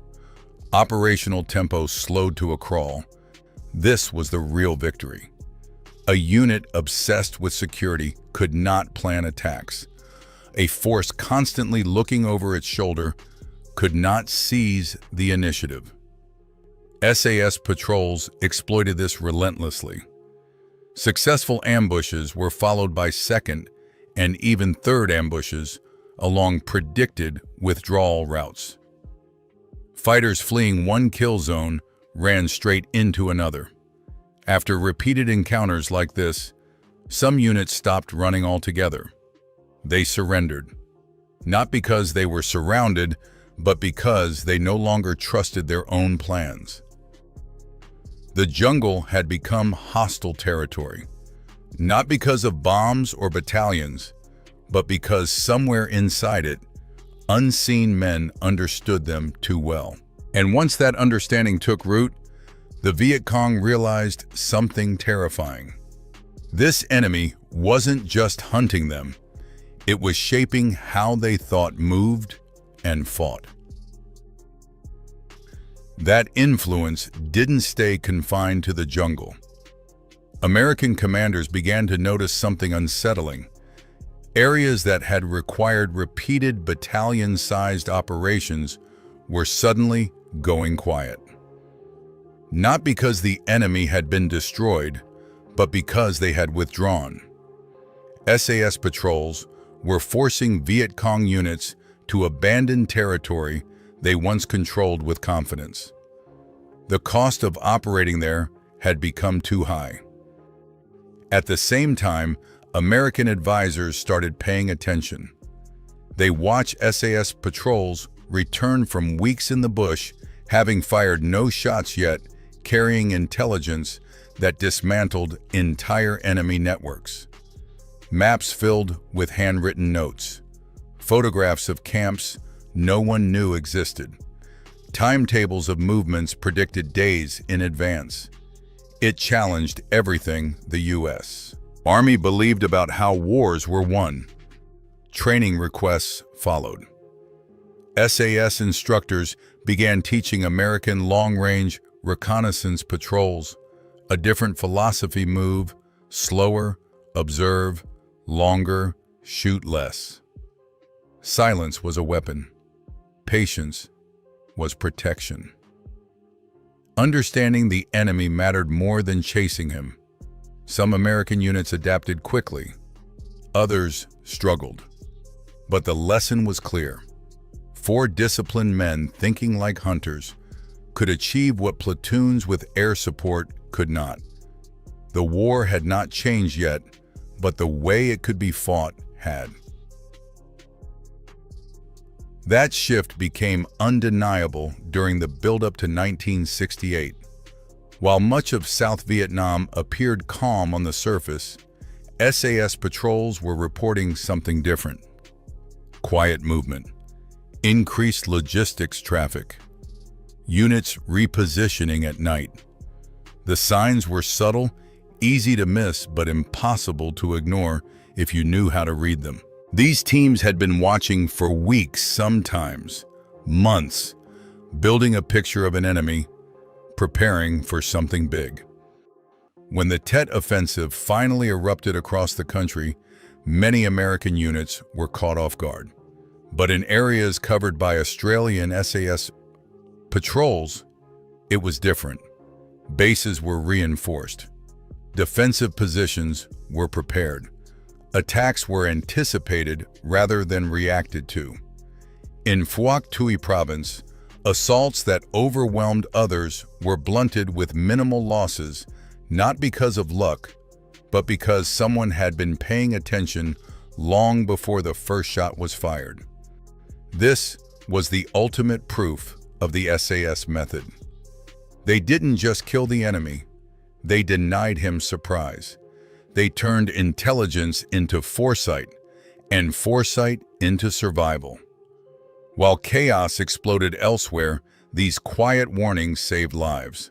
And for those who understood what that meant, the conclusion was unavoidable. The most powerful weapon in the jungle wasn't firepower, it was knowing what was coming next. As the war dragged on, the numbers began to tell a story that firepower alone could not explain. Australian SAS squadrons rotated through Vietnam with only a few hundred men, yet their impact echoed far beyond their size. Enemy camps were destroyed without battles. Leadership elements vanished overnight. Entire areas became too dangerous for the Viet Cong to operate in at all. It wasn't because of constant fighting, but because of constant presence, or rather, the possibility of it. The SAS didn't need to patrol everywhere. The enemy believed they could be anywhere. Captured Viet Cong officers later described standing orders that bordered on superstition. If SAS were suspected nearby, disengage immediately. Do not pursue, do not investigate, withdraw. The belief took hold that contact with them meant death, even if the reality was more complex. But in war, perception shapes behavior more than facts. And the perception was clear, the jungle now favored the hunters. By the time the SAS withdrew in 1971, their mission was complete. They had proven that small unit excellence could create strategic effects no large formation could replicate.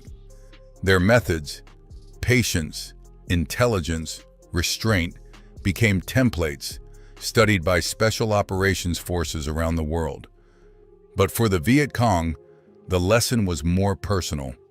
They had faced an enemy who fought the same way they did, quietly, patiently, but with superior discipline and training. And that made them terrifying. In the end, the statistics only hinted at the truth. A few hundred SAS soldiers rotated through Vietnam, yet their actions shaped entire provinces. Enemy units were killed, yes, but more importantly, they were disrupted. Plans unraveled before they began. Attacks were abandoned before orders were given. In some areas, the Viet Cong simply stopped operating. Not because they were defeated in battle, but because survival no longer felt possible. The jungle had turned against them. For American forces, the lesson was uncomfortable but undeniable. Firepower could dominate ground, but it could not dominate understanding. The SAS showed that silence could be louder than artillery, that observation could be deadlier than aggression.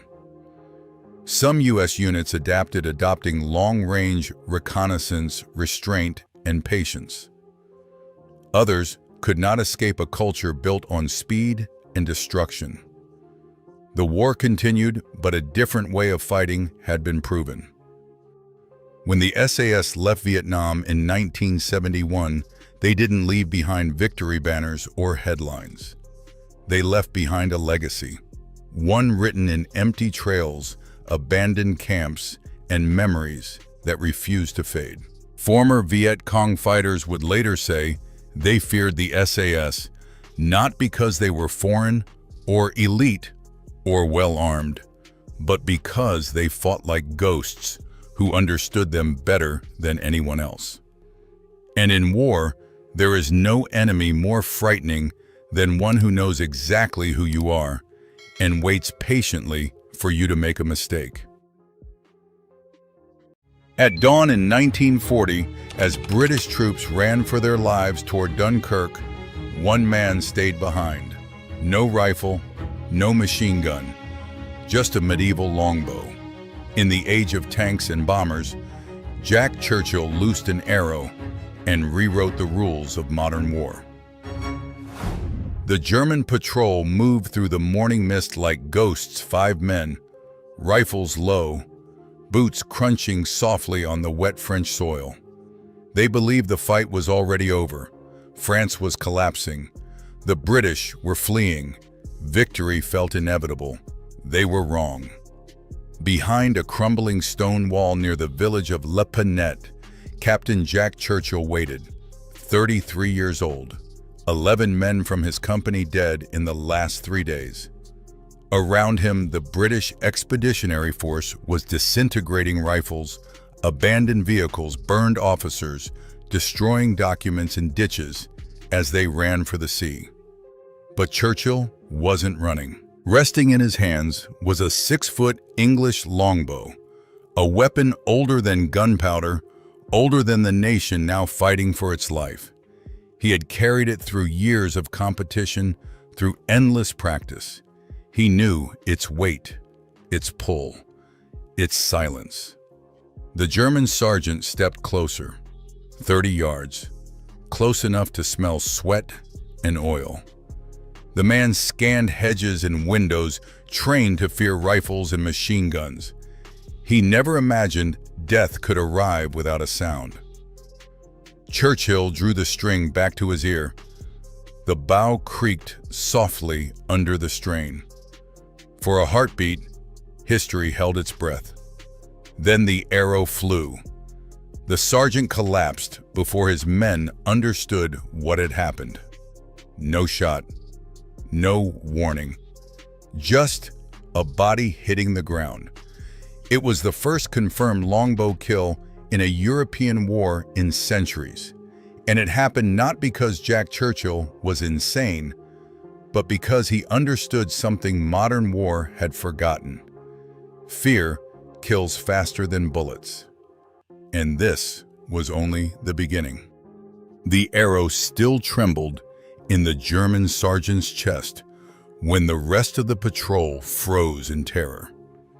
For a second, no one moved. No one shouted. Their training had prepared them for gunfire, for grenades, for ambushes made of steel and smoke. It had not prepared them for this. By the time the Germans scattered, Jack Churchill was already gone, melting back into the chaos of retreating armies and burning roads. Behind him, France continued to collapse. Ahead of him waited Dunkirk. The British Army had no idea what to do with a man like Churchill. He had done everything the right way once. Sandhurst, Burma, infantry doctrine drilled into his bones. But peace had bored him. Routine had suffocated him. So he left the army, chased adventure across Africa and Asia, edited newspapers, rode motorcycles into jungles, crashed into water buffalo, and taught himself to play the bagpipes because no one told him not to. When war returned in 1939, Churchill came back, but not as the man the army expected. He returned carrying history itself, a longbow, a Scottish broadsword, bagpipes slung over his shoulder like a challenge. Other officers laughed. Some whispered that he was unstable. Commanders worried he was a liability. Regulations had no paragraph for medieval weapons in a war of tanks and aircraft. Churchill didn't argue. He didn't explain. He simply fought. He knew rifles were faster. He knew machine guns killed more efficiently. But he also knew something older, something deeper. In close combat, fear decided everything. A bullet killed the body. Terror shattered the mind. And nothing terrified a man faster than realizing the rules had just changed. As the last British ships pulled away from Dunkirk, most soldiers left behind their weapons and their pride.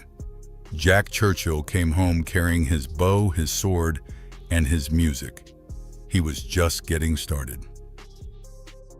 Britain did not celebrate Dunkirk. It survived it. 300,000 men escaped the beaches, but they came home stripped of weapons, vehicles, and illusion. Across the Channel stood a victorious enemy. An invasion felt inevitable. The question was no longer if Germany would strike, but when.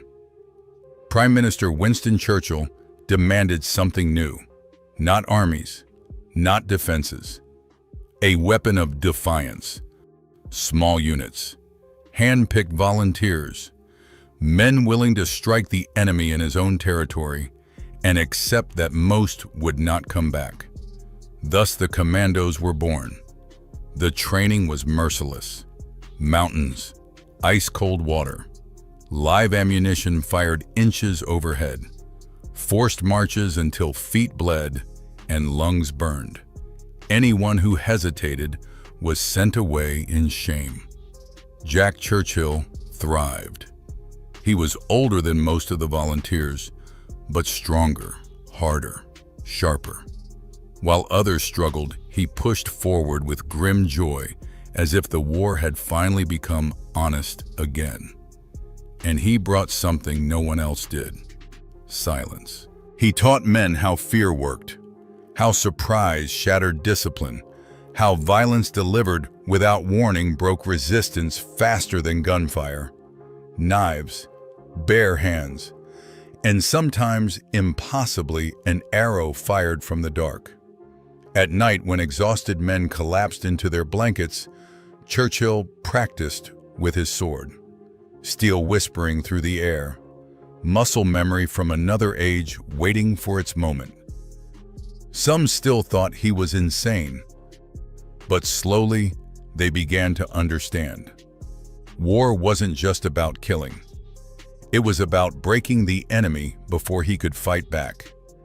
And Jack Churchill was becoming a weapon designed to do exactly that. Soon they would unleash him, and Europe would remember the sound of bagpipes on the battlefield once more.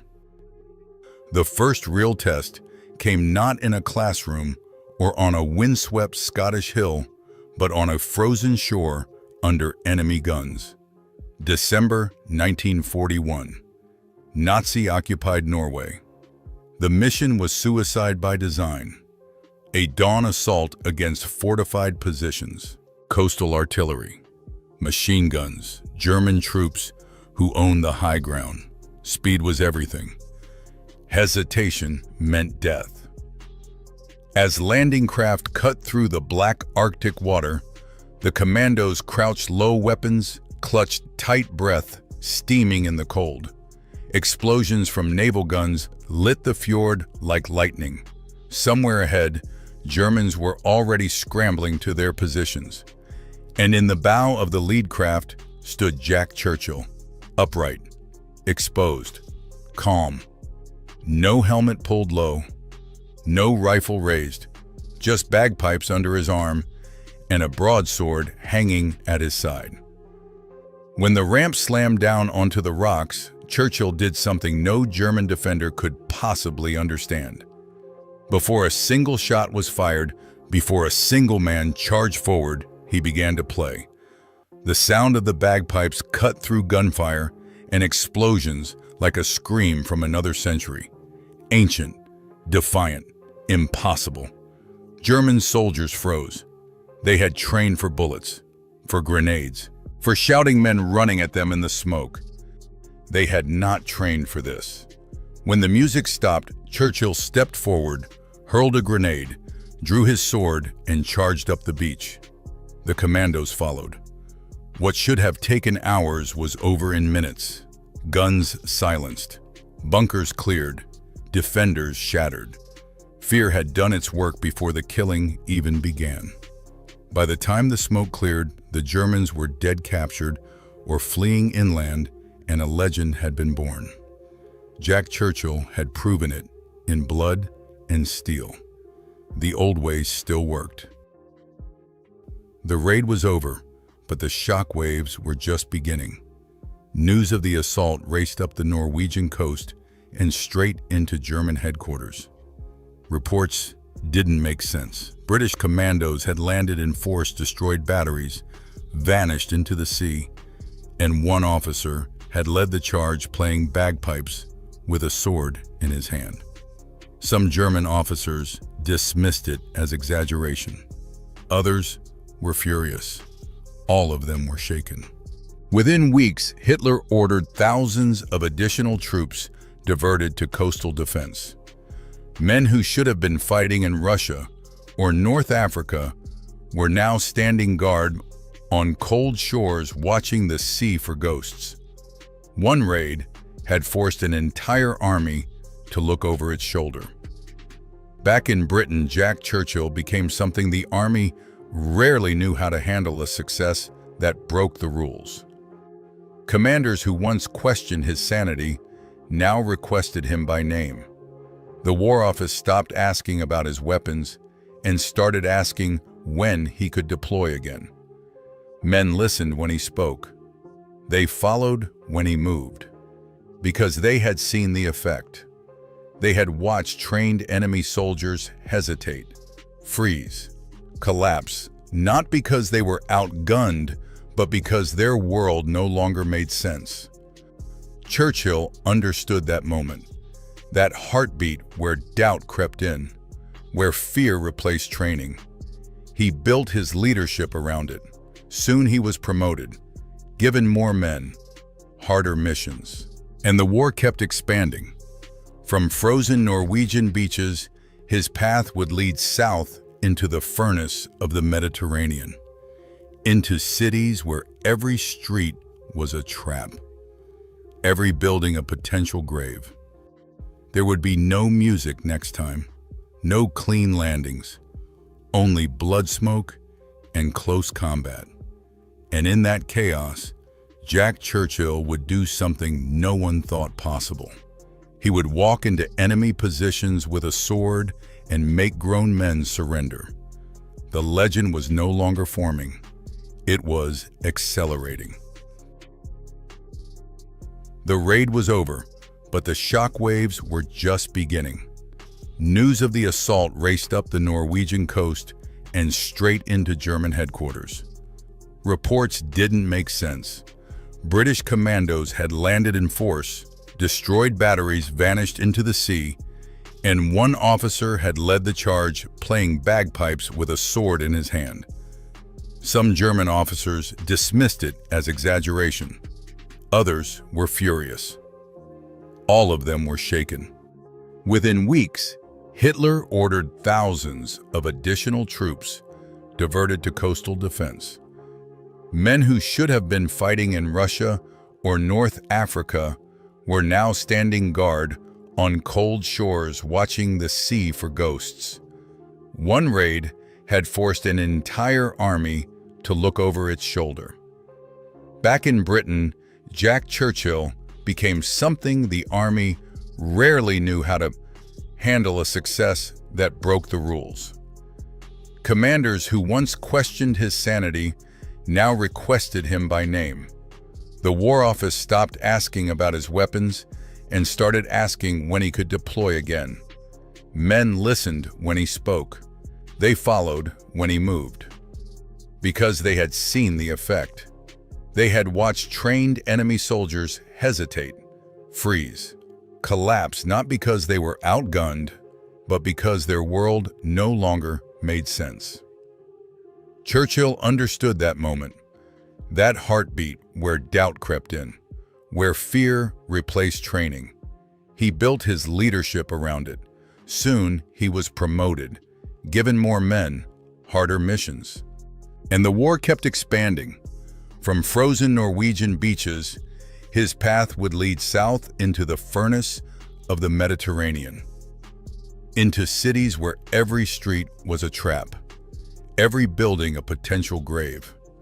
There would be no music next time, no clean landings, only blood smoke and close combat. And in that chaos, Jack Churchill would do something no one thought possible. He would walk into enemy positions with a sword and make grown men surrender. The legend was no longer forming, it was accelerating. After the prisoners were marched away, the battlefield went quiet. No gunfire, no shouting, just the smell of dust cordite and fear slowly lifting from the hills of Italy. Jack Churchill stood alone for a moment, sword lowered, watching German soldiers disappear down the path they had just surrendered on. 42 men, captured without a fight. The men around him stared with something close to awe. To them, he was unstoppable, untouchable, a force of nature that bent reality to his will. But Churchill wasn't smiling. Later that night, away from the men, he sat on a stone wall and cleaned his sword in silence. Blood flaked off the steel. Not his blood, someone else's. Always someone else's. For the first time in the war, a thought crept in that he couldn't charge away. How long does luck last? He had faced bullets, shells, mountains, and men, and somehow walked away every time. But war had a way of collecting debts, and Churchill knew it. Every soldier did, whether they admitted it or not. That night, one of his officers asked him quietly if he thought the stories about him were getting out of control, if the Germans might start hunting him specifically. Churchill didn't answer right away. When he finally spoke, his voice was calm. They already are.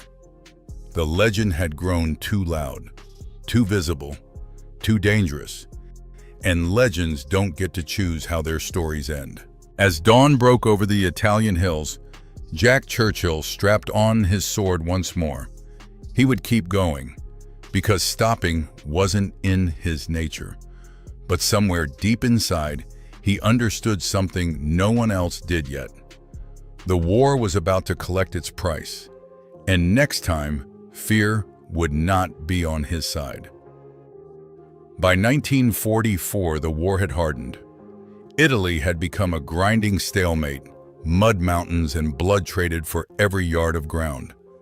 So when orders came transferring Churchill east to Yugoslavia, no one was surprised. The front lines there were savage. Partisan warfare, no mercy, no rules. If the war still had teeth, Yugoslavia was where it bit deepest. Churchill arrived to support resistance fighters striking German supply lines along the Adriatic coast. The terrain was brutal, steep hills, narrow paths, nowhere to hide. German garrisons dug in high above the beaches, waiting for attackers to bleed uphill. In May, the order came: seize the island. The landing went wrong immediately. Delays, confusion. The partisans hesitated. Surprise vanished into daylight.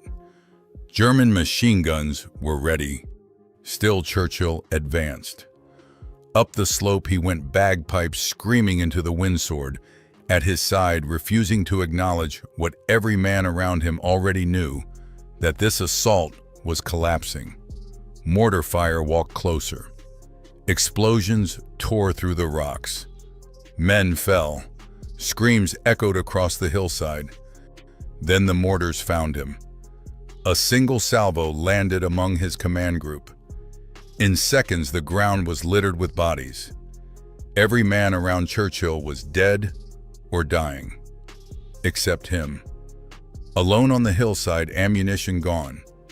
Escape impossible, Jack Churchill did something only he would do. He sat down, picked up his bagpipes, and began to play. A lament, a farewell, a final act of defiance. German soldiers approached slowly, weapons raised, unsure if what they were seeing was real. A grenade exploded nearby. Darkness took him. When Churchill awoke, the war had finally caught him. He was a prisoner. The sword was gone. The pipes were silent. But the legend was far from over. When Jack Churchill opened his eyes, the battlefield was gone.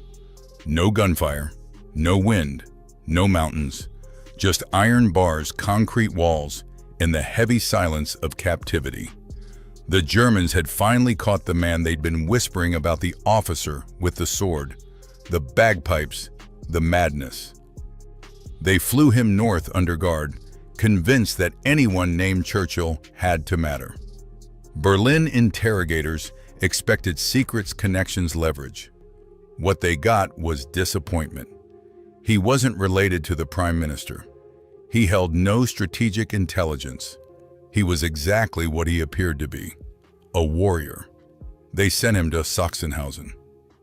For most men, the camp was an ending: hunger, forced labor, waiting for execution or collapse.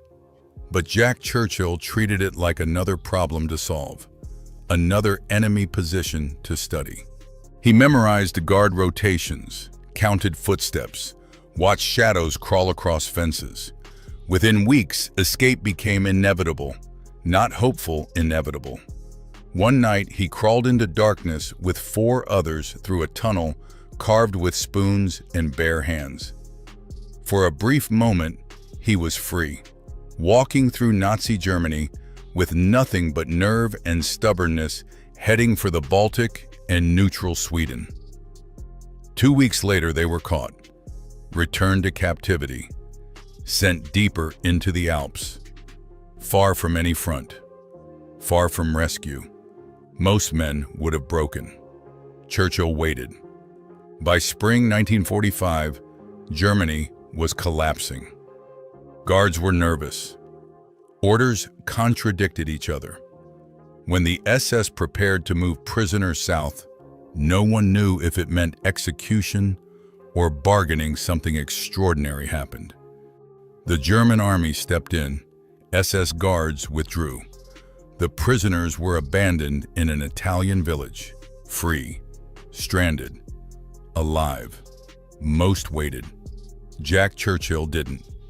He walked 150 kilometers through the Alps, injured, hungry, alone. 8 days later, he stumbled into American lines, ragged, unarmed, impossible to ignore. The madman with the sword had escaped death again, and the war still wasn't finished. Jack Churchill returned to Britain in the spring of 1945 as Europe exhaled for the first time in 6 years. Germany had fallen. The camps were being opened. Crowds filled the streets, celebrating survival more than victory. For millions of men, the war was finally over. For Churchill, it felt abruptly unfinished. He had escaped bullets, mountains, interrogation rooms, and concentration camps, only to come home when the fighting stopped. Yet one enemy still stood. Japan continued to resist, and British soldiers were still dying in Burma and across the Pacific. To Churchill, that meant the war was not done with him. Almost immediately, he volunteered again. He packed his gear, studied Japanese defenses, and imagined one last landing, another hostile shore. Another charge forward with steel and sound sword raised and bagpipes cutting through chaos. He boarded a ship heading east, convinced his story still had a final chapter to write. History ended it without asking his permission. On August 6, 1945, An atomic bomb fell on Hiroshima. 3 days later, Nagasaki vanished in fire. The war did not fade out, it stopped. Absolute. Immediate. Japan surrendered. There would be no invasion, no beaches, no last stand. When the news reached Churchill, he did not celebrate. He did not cheer with the others. He complained. Later, men would repeat his words in disbelief that without the atomic bombs, the war might have gone on for 10 more years.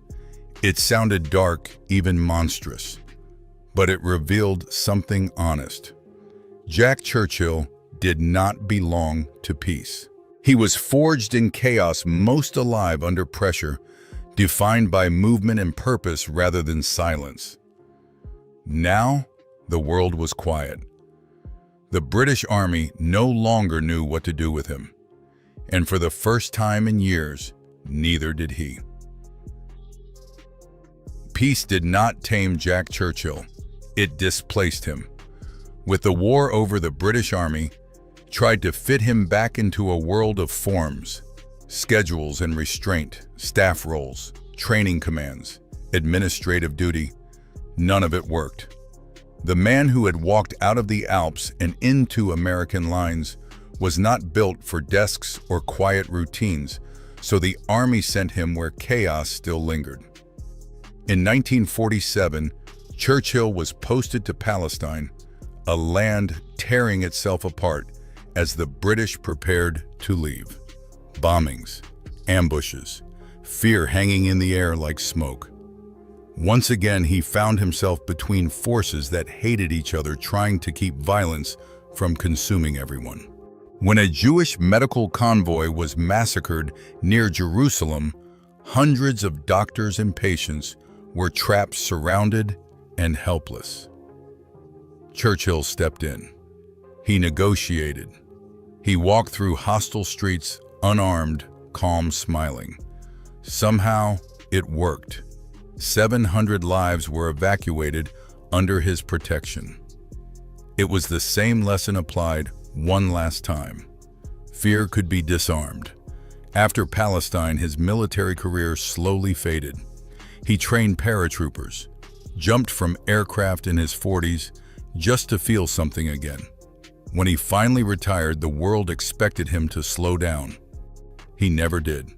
He surfed river waves no one else dared ride, built model warships, played bagpipes at ceremonies, tossed his briefcase from a moving train into his own backyard just to avoid a walk home.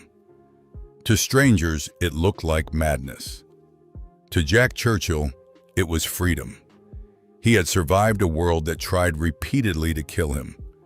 Now he refused to live quietly inside it.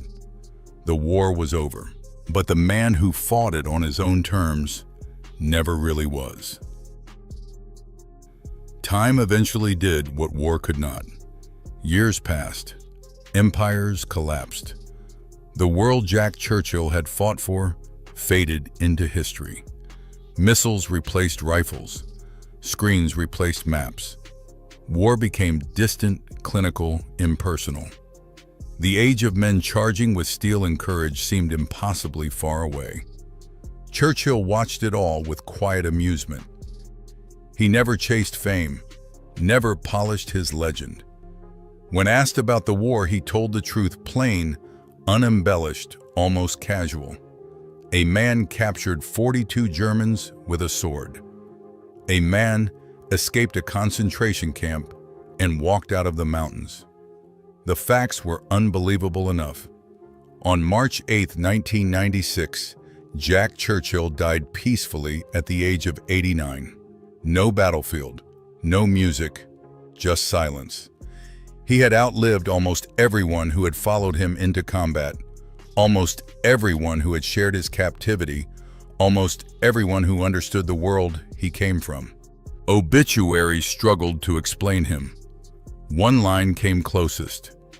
If he had not existed, it would have been impossible to invent him. He was not the most decorated soldier of the war. He did not change strategy or redraw maps. He did something quieter and harder. He proved that individual courage still mattered, that imagination could defeat firepower, that refusing to accept the rules could be a weapon of its own. His legacy lives on in every special operations unit that values surprise over strength. In every soldier told, something is impossible and chooses to try anyway. In the idea that fear can be turned against the enemy and that conviction can still bend history. Jack Churchill did not belong to the modern world. But the modern world is poorer without men like him. And as long as stories are told of swords against machine guns, of music under fire of courage, without permission, Mad Jack Churchill will never truly be gone. But here is the part almost no one talks about. After the war, after the medals, after the stories turned into legend, Jack Churchill did something strange. Something quietly unsettling. He almost never spoke about one mission. Not Norway, not Italy, not the camp. One operation never written about in detail. No full reports, no clear after-action records, just fragments, redacted pages. Conflicting testimonies from men who were there and men who refused to talk. Years later, when asked why Churchill only smiled and said one sentence, "Some things only work once." What exactly happened on that mission? Why were the files sealed? And why did several German officers later claim they had faced something they couldn't explain? Something that broke discipline before a single shot was fired. We know what Jack Churchill became famous for. But what if his most effective weapon was something he never used again? That story is still buried. And it may change how you see everything you just watched.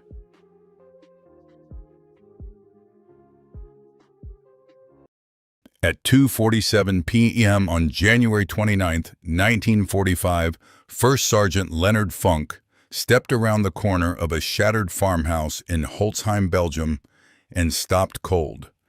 90 German soldiers were standing in front of him, not tied up, not guarded, not surrendering. They were staring straight at him. Half of them already had weapons in their hands. The others were bending down, calmly picking rifles out of a pile lying in the snow. 4 American GIs knelt nearby with their hands locked behind their heads. Funk recognized them instantly. They were his men. 20 minutes earlier, those Germans had been prisoners of war. Now they were free-armed and organizing to strike Company C from behind. A German officer stepped forward and jammed an MP-40 submachine gun into Funk's stomach. He screamed an order in German, his face red with rage. Funk didn't understand a word, but he understood the math. 90-1.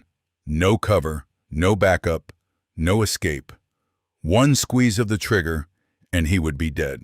And then in a moment when any sane man would have surrendered, Leonard Funk began to laugh. Not a nervous chuckle, real laughter, loud, uncontrollable. The officer froze.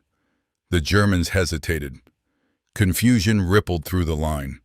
They had never seen this before. What none of them knew was that in less than 60 seconds, 21 German soldiers would be dead. The rest would be surrendering, and the laughing Americans standing in front of them would earn the Medal of Honor for one of the most unbelievable acts of combat in World War II. The laughter in that frozen Belgian farmyard did not come from madness. It came from a lifetime that had shaped Leonard Funk long before a German gun was pressed into his stomach. He had been born far from battlefields on August 27, 1916, in Braddock Township, Pennsylvania Steel Country. Smoke hung over the Monongahela River. Mills roared day and night. Men learned early that nothing was given and everything was earned. Funk grew up fast. By the time he finished high school, during the depths of the Great Depression, he was already carrying responsibility on his shoulders, helping raise his younger brother, while dreams like college quietly disappeared. When Congress expanded the draft in 1941, Funk didn't dodge it. He answered. 24 years old, 5'5", barely 140 pounds. The kind of man recruiters assumed would push papers behind a desk. Instead, Funk volunteered for the paratroopers, an experiment so dangerous most soldiers called it suicide. Jumping out of aircraft into enemy territory with nothing but fabric cord and faith. Airborne training was designed to break men, endless runs, brutal jumps, bodies hitting the ground wrong. Half washed out, Funk didn't. He endured, quietly, methodically. When he finally stepped out of a C-47 for the first time, every instinct screamed to grab the door and live. He let go anyway. By the time he reached England and joined the 82nd Airborne, Funk was older than most of the men around him. 27 felt ancient among boys, barely old enough to shave. But what he lacked in size, he carried in steadiness. He didn't talk much. He didn't boast. He simply did his job, and when things went wrong, men noticed they felt safer standing near him. That calm would be tested soon, over Normandy, over Holland, and ultimately in a snow-covered Belgian village where surrender was expected and laughter became a weapon. That steadiness was put to the test in the early hours of June 6, 1944, Normandy, D-Day. At 1:30 in the morning, Leonard Funk stood inside a vibrating C-47 as German flak tore holes through the darkness outside. The aircraft shuddered with every explosion. Red tracer rounds sliced past the windows like burning knives. Funk was loaded down with nearly 60 pounds of gear, weapon ammunition, grenades, rations, everything a man needed to fight, and everything that could drown him if he landed wrong. The plane was flying far too low. There was no room to climb, no room to turn back. Then the green light snapped on. Funk stepped into empty air. The prop wash slammed into him like a truck. For a heartbeat, there was nothing but chaos, wind noise, fear. Then the parachute opened, and the world went eerily silent. Below him lay occupied France, enemy territory in every direction, and nothing went according to plan. German fire scattered the airborne drops across miles of countryside. Men drowned in flooded fields, crushed under their own equipment. Others landed directly on enemy positions and were killed before they could free themselves. Funk hit the ground hard. His ankle twisted violently beneath him. The pain was immediate, blinding. Every step would be agony, but he could still walk. And if he could walk, he could fight. Alone and 40 miles from his intended drop zone, Funk buried his parachute and moved into the dark. By dawn, he had gathered other lost paratroopers, men from different units, confused, wounded, scared. They looked to him without discussion. Leadership was not assigned, it was assumed. For 10 days, Funk led that group through German-held territory. They moved at night, hid by day, fought when cornered. Despite his injured ankle, Funk insisted on walking point, placing himself between his men and the unknown. 10 days, 40 miles, not one man lost. When they finally reached Allied lines on June 17th, Funk didn't celebrate. He simply kept going. Normandy had taught him a lesson he would never forget. Chaos favors the man who stays calm when everything else collapses. Normandy didn't slow Leonard Funk down. It hardened him. By the time the summer of 1944 bled into fall, he was no longer just surviving the war. He was moving straight through it, step by deliberate step. On September 17, 1944, the sky over Holland filled with aircraft. Operation Market Garden had begun, the largest airborne assault in history. Tens of thousands of paratroopers dropping into the Netherlands, racing to seize bridges that could crack open Germany itself. If it worked, the war might be over by Christmas. If it failed, men would die surrounded far from help. Funk didn't know the grand strategy. He never did. He only knew his orders: jump, secure the ground. Kill the enemy before they killed you. After landing, Company C did its job. Drop zones secured. Movement forward. Standard airborne work. And then Funk saw something that didn't belong. On high ground nearby, 3 German 20mm anti-aircraft guns were hammering the sky. The barrels flashed again and again, ripping into incoming Allied gliders. Each glider carried men jeeps, artillery, medical supplies, everything airborne troops needed to survive. Every burst meant more bodies before they even touched the ground. The position was well dug in. Sandbags, camouflage, interlocking fields of fire. Around 20 German soldiers defending it. By doctrine, an assault like that required overwhelming numbers. Funk had 3 men. He didn't hesitate. Leading from the front, Funk moved uphill into fire. Bullets snapped past them. Dirt kicked up around their boots. There was no cover, no pause, no safe angle. Only forward. They hit the perimeter hard, killing the security detachment before the gunners could react. Funk charged straight into the gun pits, firing point blank, silencing one weapon, then the next, then the third. In minutes, it was over. 20 Germans lay dead or dying. The guns went silent. The gliders came in untouched. For that action, Funk would receive the Distinguished Service Cross, second only to the Medal of Honor. Most men would carry such a moment for the rest of their lives. Funk barely had time to register it, because the war wasn't finished with him yet, and it was about to show him something that would change how he faced death forever. Holland ended, but whatever illusions remained about this war ended with it. On December 16, 1944, the Germans struck back with everything they had left. In the frozen forests of the Ardennes, 3 armies surged forward under cover of snow and fog. Tanks, artillery, infantry. Hitler's final gamble. For the Americans, it was chaos. Units shattered, lines collapsed.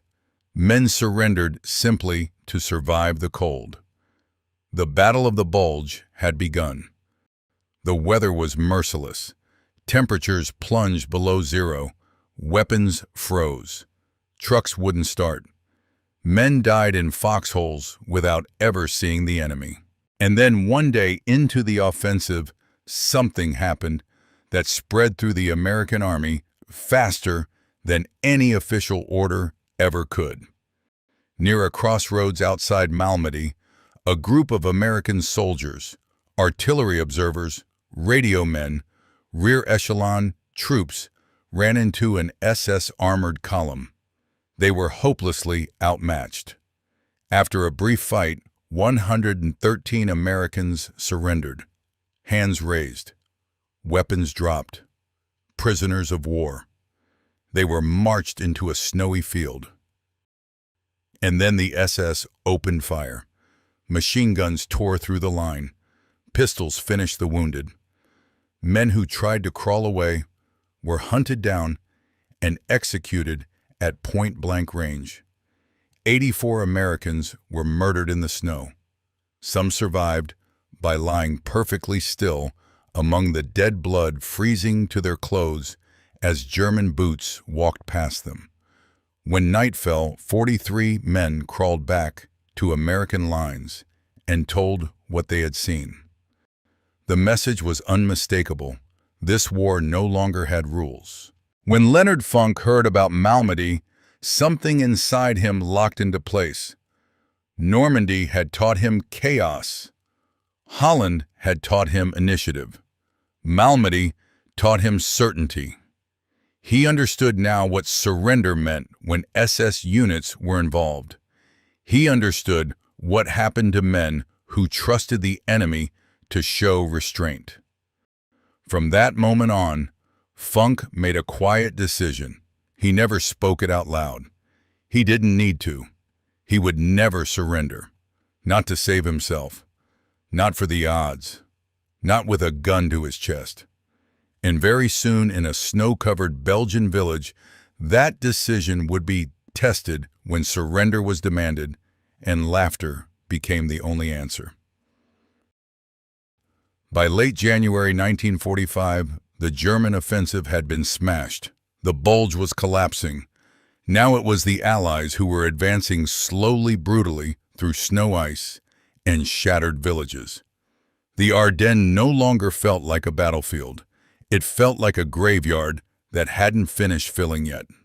Company C of the 508th Parachute Infantry received orders to take a small Belgian village called Holzheim. On a map, it looked insignificant.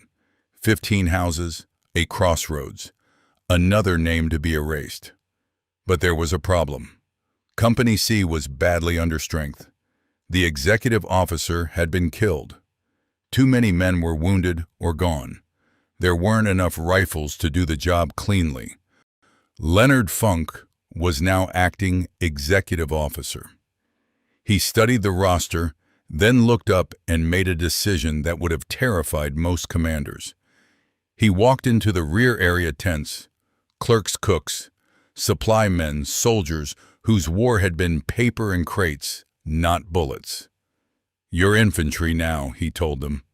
"Grab your weapons. We're taking that village." They marched 15 miles through waist-deep snow under a driving blizzard. German artillery harassed them the entire way. Shells cracked the frozen earth. Men stumbled, exhausted fingers numb inside their gloves. Funk stayed at the front, setting the pace, never slowing. When they reached Holzheim, he didn't give speeches. He gave orders. The assault was fast and violent, house by house, room by room. German machine guns barked from windows. Grenades echoed through hallways. Funk's improvised platoon followed him anyway. Clerks turned riflemen, discovering what fear really felt like. When it was over, 15 houses were cleared. 30 Germans captured. Not a single American casualty. Another unit secured the far side of town and brought in 50 more prisoners. 80 Germans in total. They were herded into the yard of a farmhouse. Funk looked at his men, exhausted, frozen, still shaking from the fight. Resistance remained elsewhere in the village. He could spare only 4 guards. "Keep them here," he said. "We'll send help when we can." Then Funk turned and went back into the battle. He didn't know that a German patrol was already moving through the snow toward that farmhouse. He didn't know his prisoners were about to become attackers. And he didn't know that when he came back alone, everything he had decided after Malmedy would be called due in full. When Leonard Funk turned back toward the farmhouse, it was supposed to be routine. A quick check, a word with the guards, confirmation that the prisoners were still secure. Just another small task in a village already bleeding into silence. He rounded the corner and walked straight into a nightmare. The yard was full of Germans, not sitting, not contained, standing, moving, organizing, rifles in their hands, machine guns being positioned. His 4 guards were on their knees in the snow, disarmed, helpless. The prisoners had been prisoners no longer. A German patrol, ghost-like in white camouflage, had slipped through the chaos and turned everything upside down. There were 90 of them now, 90 armed enemy soldiers, and Funk had walked in alone. For a split second, the world narrowed to cold math. 90 rifles, one man, no cover, no time. Somewhere else in the village, Company C was spread thin, clearing houses' backs exposed. If these Germans struck now, it would be slaughter. Funk saw it instantly. He also knew there was no way out. A German officer noticed him. The rank on Funk's sleeve made him a prize. The officer strode forward and slammed an MP-40 into Funk's stomach. He screamed in German voice, cracking with authority and fury. "Surrender. Drop the weapon. End it now." Funk didn't understand the words, but he understood Malmedy. He understood what surrender meant in snow and silence. He looked at his men on their knees. He looked at the weapons lining up behind him. And in that moment, the decision he had made weeks earlier came due. He would not surrender. Instead, Leonard Funk began to laugh. Not softly, not politely. He laughed hard, bending slightly shoulders, shaking. The officer froze, his rage twisting into disbelief. Soldiers glanced at one another, unsure. This wasn't how Americans behaved. This wasn't fear. This wasn't compliance. Those few seconds, those stolen seconds of confusion, were everything. Still laughing, Funk reached slowly for his Thompson, as if finally obeying. The officer watched, relaxing just enough. And then, in one violent motion, Funk ripped the weapon down, brought it to bear, and pulled the trigger. The laughter stopped. The gunfire began. What the German officer saw in that frozen farmyard did not look dangerous. He saw a short American, small frame, snow on his boots, no helmet visor down, no defensive posture. Just a man standing alone, laughing like he had already lost his mind. To the officer, this wasn't courage. It was shock. Fear breaking through the human brain the way it always did. The officer had seen it before. Men cried. Men begged. Men froze. Some laughed right before they collapsed. This American was no different. 90 rifles behind him. 4 prisoners on their knees. The outcome was already decided. So the officer made a fatal assumption. He assumed the American was beaten. He assumed laughter meant surrender was coming. He assumed time was on his side. That was the mistake. Because while the officer was interpreting behavior, Leonard Funk was calculating seconds. While the Germans were waiting for compliance, Funk was measuring distance, weight angles, and reach. The Thompson on his shoulder wasn't a symbol, it was a solution. The officer leaned in slightly, pressing the MP-40 harder into Funk's stomach. Close enough to smell the cold metal. Close enough to feel control. Around them, German soldiers relaxed just a fraction. Fingers loosened on triggers. No one rushed. No one shouted. They believed the moment had passed. They believed the American had broken. And in war, that belief kills more soldiers than bullets ever will. Because courage doesn't always announce itself. Sometimes it laughs. And sometimes it waits for you to blink. The first burst hit the German officer square in the chest. The Thompson roared at point-blank range, 45 caliber rounds slamming into flesh and bone with the force of a sledgehammer. The officer was dead before his body hit the snow. Leonard Funk didn't stop. He couldn't. The moment he pulled that trigger, there was no retreat left in the world. This was no longer about escape or survival. It was about killing fast enough to stay alive. He pivoted, still firing, sweeping the muzzle across the nearest cluster of Germans. Men screamed. Bodies collapsed. Blood sprayed across the white snow, turning it dark and slick beneath their boots. Brass casings poured from the ejection port, hissing as they hit the ice. The magazine ran dry. For an instant, an eternity measured in heartbeats, everything hung in the balance. 90 Germans, 1 American. Reloading meant death if his hands hesitated even once. Funk didn't hesitate. Muscle memory took over. The empty magazine came out. A fresh one slammed home. The bolt racked. Less than 2 seconds. Training compressed into instinct. As he fired again, Funk screamed to his men, "Pick up their weapons! Pick up their weapons!" The 4 American guards lunged for rifles dropped by the dead and dying. Moments ago, they had been prisoners. Now they were fighting back, firing into Germans who had never expected resistance from their captives. Confusion exploded through the yard. Orders died with the officer. No one was in charge. Some Germans fired wildly. Bullets snapped past Funk's head. One round struck the American soldier beside him, killing him instantly.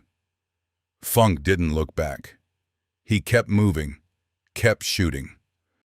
Within seconds, the yard became a killing ground. Germans fell where they stood. Others dropped their weapons and raised their hands, terror replacing arrogance. The ambush collapsed before it ever began. It was over almost as quickly as it had started. 60 seconds. 21 Germans dead. 24 wounded. The rest surrendering, hands high, shaking in disbelief. Leonard Funk stood in the middle of it all, smoke drifting from his Thompson, surrounded by bodies where moments earlier surrender had been demanded. The snow around him was torn apart, churned by boots and blood and brass. That he finally said to his men, his voice flat and calm again, was the stupidest thing I've ever seen. But what Funk didn't say, what history would remember, was that those 60 seconds saved an entire company from being slaughtered from behind. And they sealed his place among the most extraordinary acts of courage ever recorded in war. The silence that followed felt unreal. Smoke drifted lazily above the farmhouse yard. Snow settled again, covering shell casings, broken rifles, and bodies that would never move. What had almost been a massacre ended instead as stunned surrender. The Germans who remained alive were marched away under heavy guard eyes, down shaken by how close they had come to victory and how violently it had been taken from them. Company C secured Holzheim by nightfall. Word spread quickly, the way stories always do in war. Men whispered it in foxholes and aid stations, passing it like contraband. A first sergeant who laughed at 90 Germans. A man who should have died and didn't. A moment so improbable it sounded like myth, but everyone knew it was true. When Leonard Funk reported the incident, he didn't dramatize it. He never did. He stated the facts. Enemy attempted breakout, officer neutralized, prisoners recaptured, just another firefight in a war full of them. But higher up the chain, no one missed what had happened. Overwhelming odds, a weapon pressed into his body, a refusal to surrender, a counterattack that saved an entire company from destruction. The recommendation moved fast. There were no arguments, no debates. The citation spoke for itself. On September 5, 1945, at the White House, President Harry Truman placed the Medal of Honor around Funk's neck. Truman looked at the small, quiet paratrooper and said words Funk would never repeat himself, that he would rather have that medal than be President of the United States. By the end of the war, Funk carried more decorations than almost any paratrooper, a live Medal of Honor, Distinguished Service. Cross Silver Star, Bronze Star, multiple Purple Hearts, and foreign awards from France, Belgium, and the Netherlands. Medals earned not by seeking glory, but by refusing to fail when everything demanded surrender. Yet when the war ended, Leonard Funk did not become a legend in his own lifetime. He went home. He took a desk job helping other veterans find their way back into life. He never told the story unless pressed, and even then he shrugged it off. Because to Funk, what mattered wasn't the medals. It was the moment he decided long before Holtzheim that when the rules died, when mercy vanished, and when the math said he was finished, he would still act. When the guns finally fell silent, Leonard Funk did something most legends never do. He disappeared. He went back to Pennsylvania, back to steel towns and narrow streets that looked nothing like Normandy hedgerows or frozen Belgian farms. He didn't write a book. He didn't tour the country, telling crowds how close he came to death. He didn't turn his Medal of Honor into a career. Instead, he took a job with the Veterans Administration, sitting behind a desk, helping other men untangle paperwork, file claims, and survive the long, quiet aftermath of war. For 27 years, he did that work, patient, anonymous, necessary. At home, he was a husband, a father of 2 daughters, a man who mowed his lawn and paid his bills. The medals were there somewhere, locked away, rarely mentioned. When people asked about Holtzheim, about the laughter about the 90 Germans, Funk would shrug. Did what I had to do, he'd say. Nothing more. On November 20th, 1992, Leonard Alfred Funk Jr. died of cancer at the age of 76. He was buried at Arlington National Cemetery, among presidents, generals, and thousands of young men who never came home. At the time of his death, he was the last living Medal of Honor recipient from the 82nd Airborne Division of World War II. Today, a fitness center bears his name. A highway carries it. A post office was dedicated to him decades later. Yet most Americans have never heard of Leonard Funk. They know louder heroes, bigger names, men who fit the image. But war doesn't choose heroes by size, strength, or volume.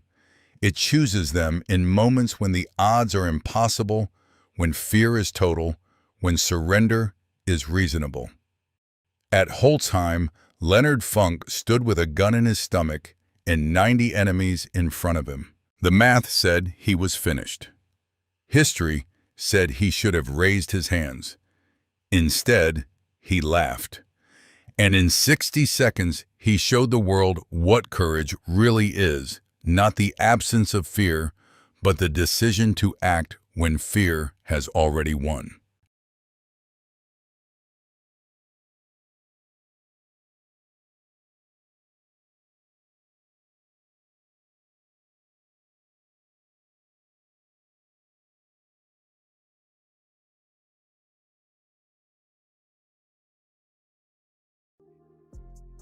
At 9:17 a.m. on a jungle island, no one back home could spell an American lieutenant aimed a rifle the Army laughed at. It wasn't standard issue. It wasn't even military. But over the next 4 days, that mail-order toy would outshoot Japan's best snipers and make an entire battalion shut up. At 9:17 a.m. on January 22nd, 1943, Second Lieutenant John George lay crouched inside the ruins of a Japanese bunker on Guadalcanal, staring through a rifle scope his fellow officers had been laughing at for 6 straight weeks. 240 yards away stood a massive banyan tree, 90 feet tall, 8 feet thick, the kind of jungle monster that could hide a man all day and never give him away. Somewhere up there, a Japanese sniper was waiting. John George was 27 years old, an Illinois state shooting champion, 0 confirmed combat kills, and according to half his battalion, the proud owner of the dumbest rifle choice in the Pacific War. While everyone else carried the Army's beloved M1 Garand, George brought his own weapon to the fight, a Winchester Model 70 bolt-action 5 rounds, topped with a civilian hunting scope he bought through the mail. One officer called it a toy. Another said it looked better suited for deer season than jungle warfare. Even the armorer back in Tennessee had asked, half-joking, if the rifle was meant for Germans. No, George had said, for the Japanese. Now 14 Americans were dead in 72 hours. 11 enemy snipers were still loose in the jungle. And the battalion commander had finally run out of better ideas. If that mail-order rifle didn't work this morning, John George wouldn't get a second chance. 6 weeks earlier, that rifle almost never made it to the war at all. When John George unpacked his Winchester Model 70 at Camp Forest, Tennessee, the armorer stared at it like George had brought a fishing pole to an artillery range. Bolt action, 5 rounds. A civilian hunting scope bolted on top. The kind of rifle you'd expect to see in the back of a pickup truck not crossing the Pacific. The armorer asked the obvious question, is this for deer or Germans? George didn't smile. For the Japanese. Then the army shipped out without it. George crossed the ocean watching other men clean their Garands while his own rifle sat forgotten in a warehouse back in Illinois. He requested it through military mail and waited and waited. By the time it finally arrived 6 weeks later, in a crate stamped "Fragile," the Marines had already been fighting on Guadalcanal for months. Now, the 132nd Infantry had taken over. Henderson Field was secure, but west of the Matanacao River, the jungle still belonged to Japan. Mount Austin had cost dozens of lives. Point Cruz was worse. No bunkers, no clear targets, just trees and men hiding inside them. Japanese snipers had learned the jungle like a second skin. Scoped rifles, perfect patience. In 72 hours, they killed 14 Americans and vanished without a trace. That was when the battalion commander remembered the lieutenant with the toy rifle. George didn't ask for permission this time. At dawn, he carried the Winchester into the ruins of a captured bunker overlooking the groves. No spotter, no radio. Just 60 rounds and a scope his friends said belonged on a hunting trip. At 9:17 a.m., the jungle blinked first. At first, nothing happened. The jungle never went quiet. Birds screamed, insects buzzed, distant artillery thumped like a bad headache. But George learned to ignore all of it. Sound didn't matter. Movement did. He settled into the bunker ruins and began glassing the trees, slow and methodical, left to right, top to bottom, banyan after banyan. 90 feet of branches, vine shadows and places for a man to disappear. At exactly 9:17, something shifted. No wind, no birds, just a branch 87 feet up, moving when it shouldn't. George froze. He watched through the scope. The movement came again, slight, careful, practiced. Then the shape resolved itself. A man tucked into a fork of the tree. Facing east, watching the supply trail where Americans had been dying for 3 days straight. George adjusted 2 clicks for wind. The Lyman Alaskan wasn't fancy, but it was honest. He slowed his breathing just like he had at Camp Perry, just like this was another competition and not a man about to shoot him first. The trigger broke clean. The Winchester kicked, the report cracked through the jungle, and 240 yards away, the Japanese sniper jerked hard, lost his grip, and fell, branches snapping as his body dropped nearly 90 feet to the ground. George worked the bolt automatically. Empty case out, fresh round in. He didn't smile. Japanese snipers worked in pairs. And if he just killed the shooter, the spotter was already looking for him. Somewhere in those trees, someone had just realized the mail-order rifle was very real and very dangerous. George kept his scope on the banyan tree long after the body hit the ground. One shot didn't mean the job was done. In the jungle, it usually meant the opposite. Japanese snipers didn't work alone. They worked in pairs, one shooter, one spotter. The shooter pulled the trigger. The spotter made sure someone else died next. If George had just... The shooter then, the second man, was already doing the math, already hunting for the source of that sound. George scanned the surrounding trees slowly. Too slowly for panic, too carefully for luck. The Lyman Alaskan forced patience. 2.5 power meant every tree had to be searched inch by inch, branch by branch.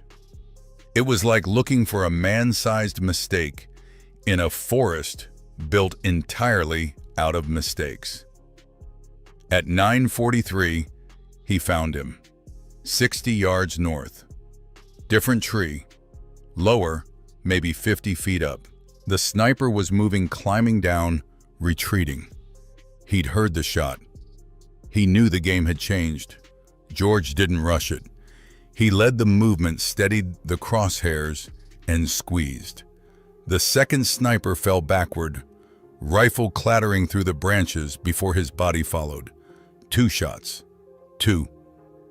George worked the bolt again and stayed on the scope.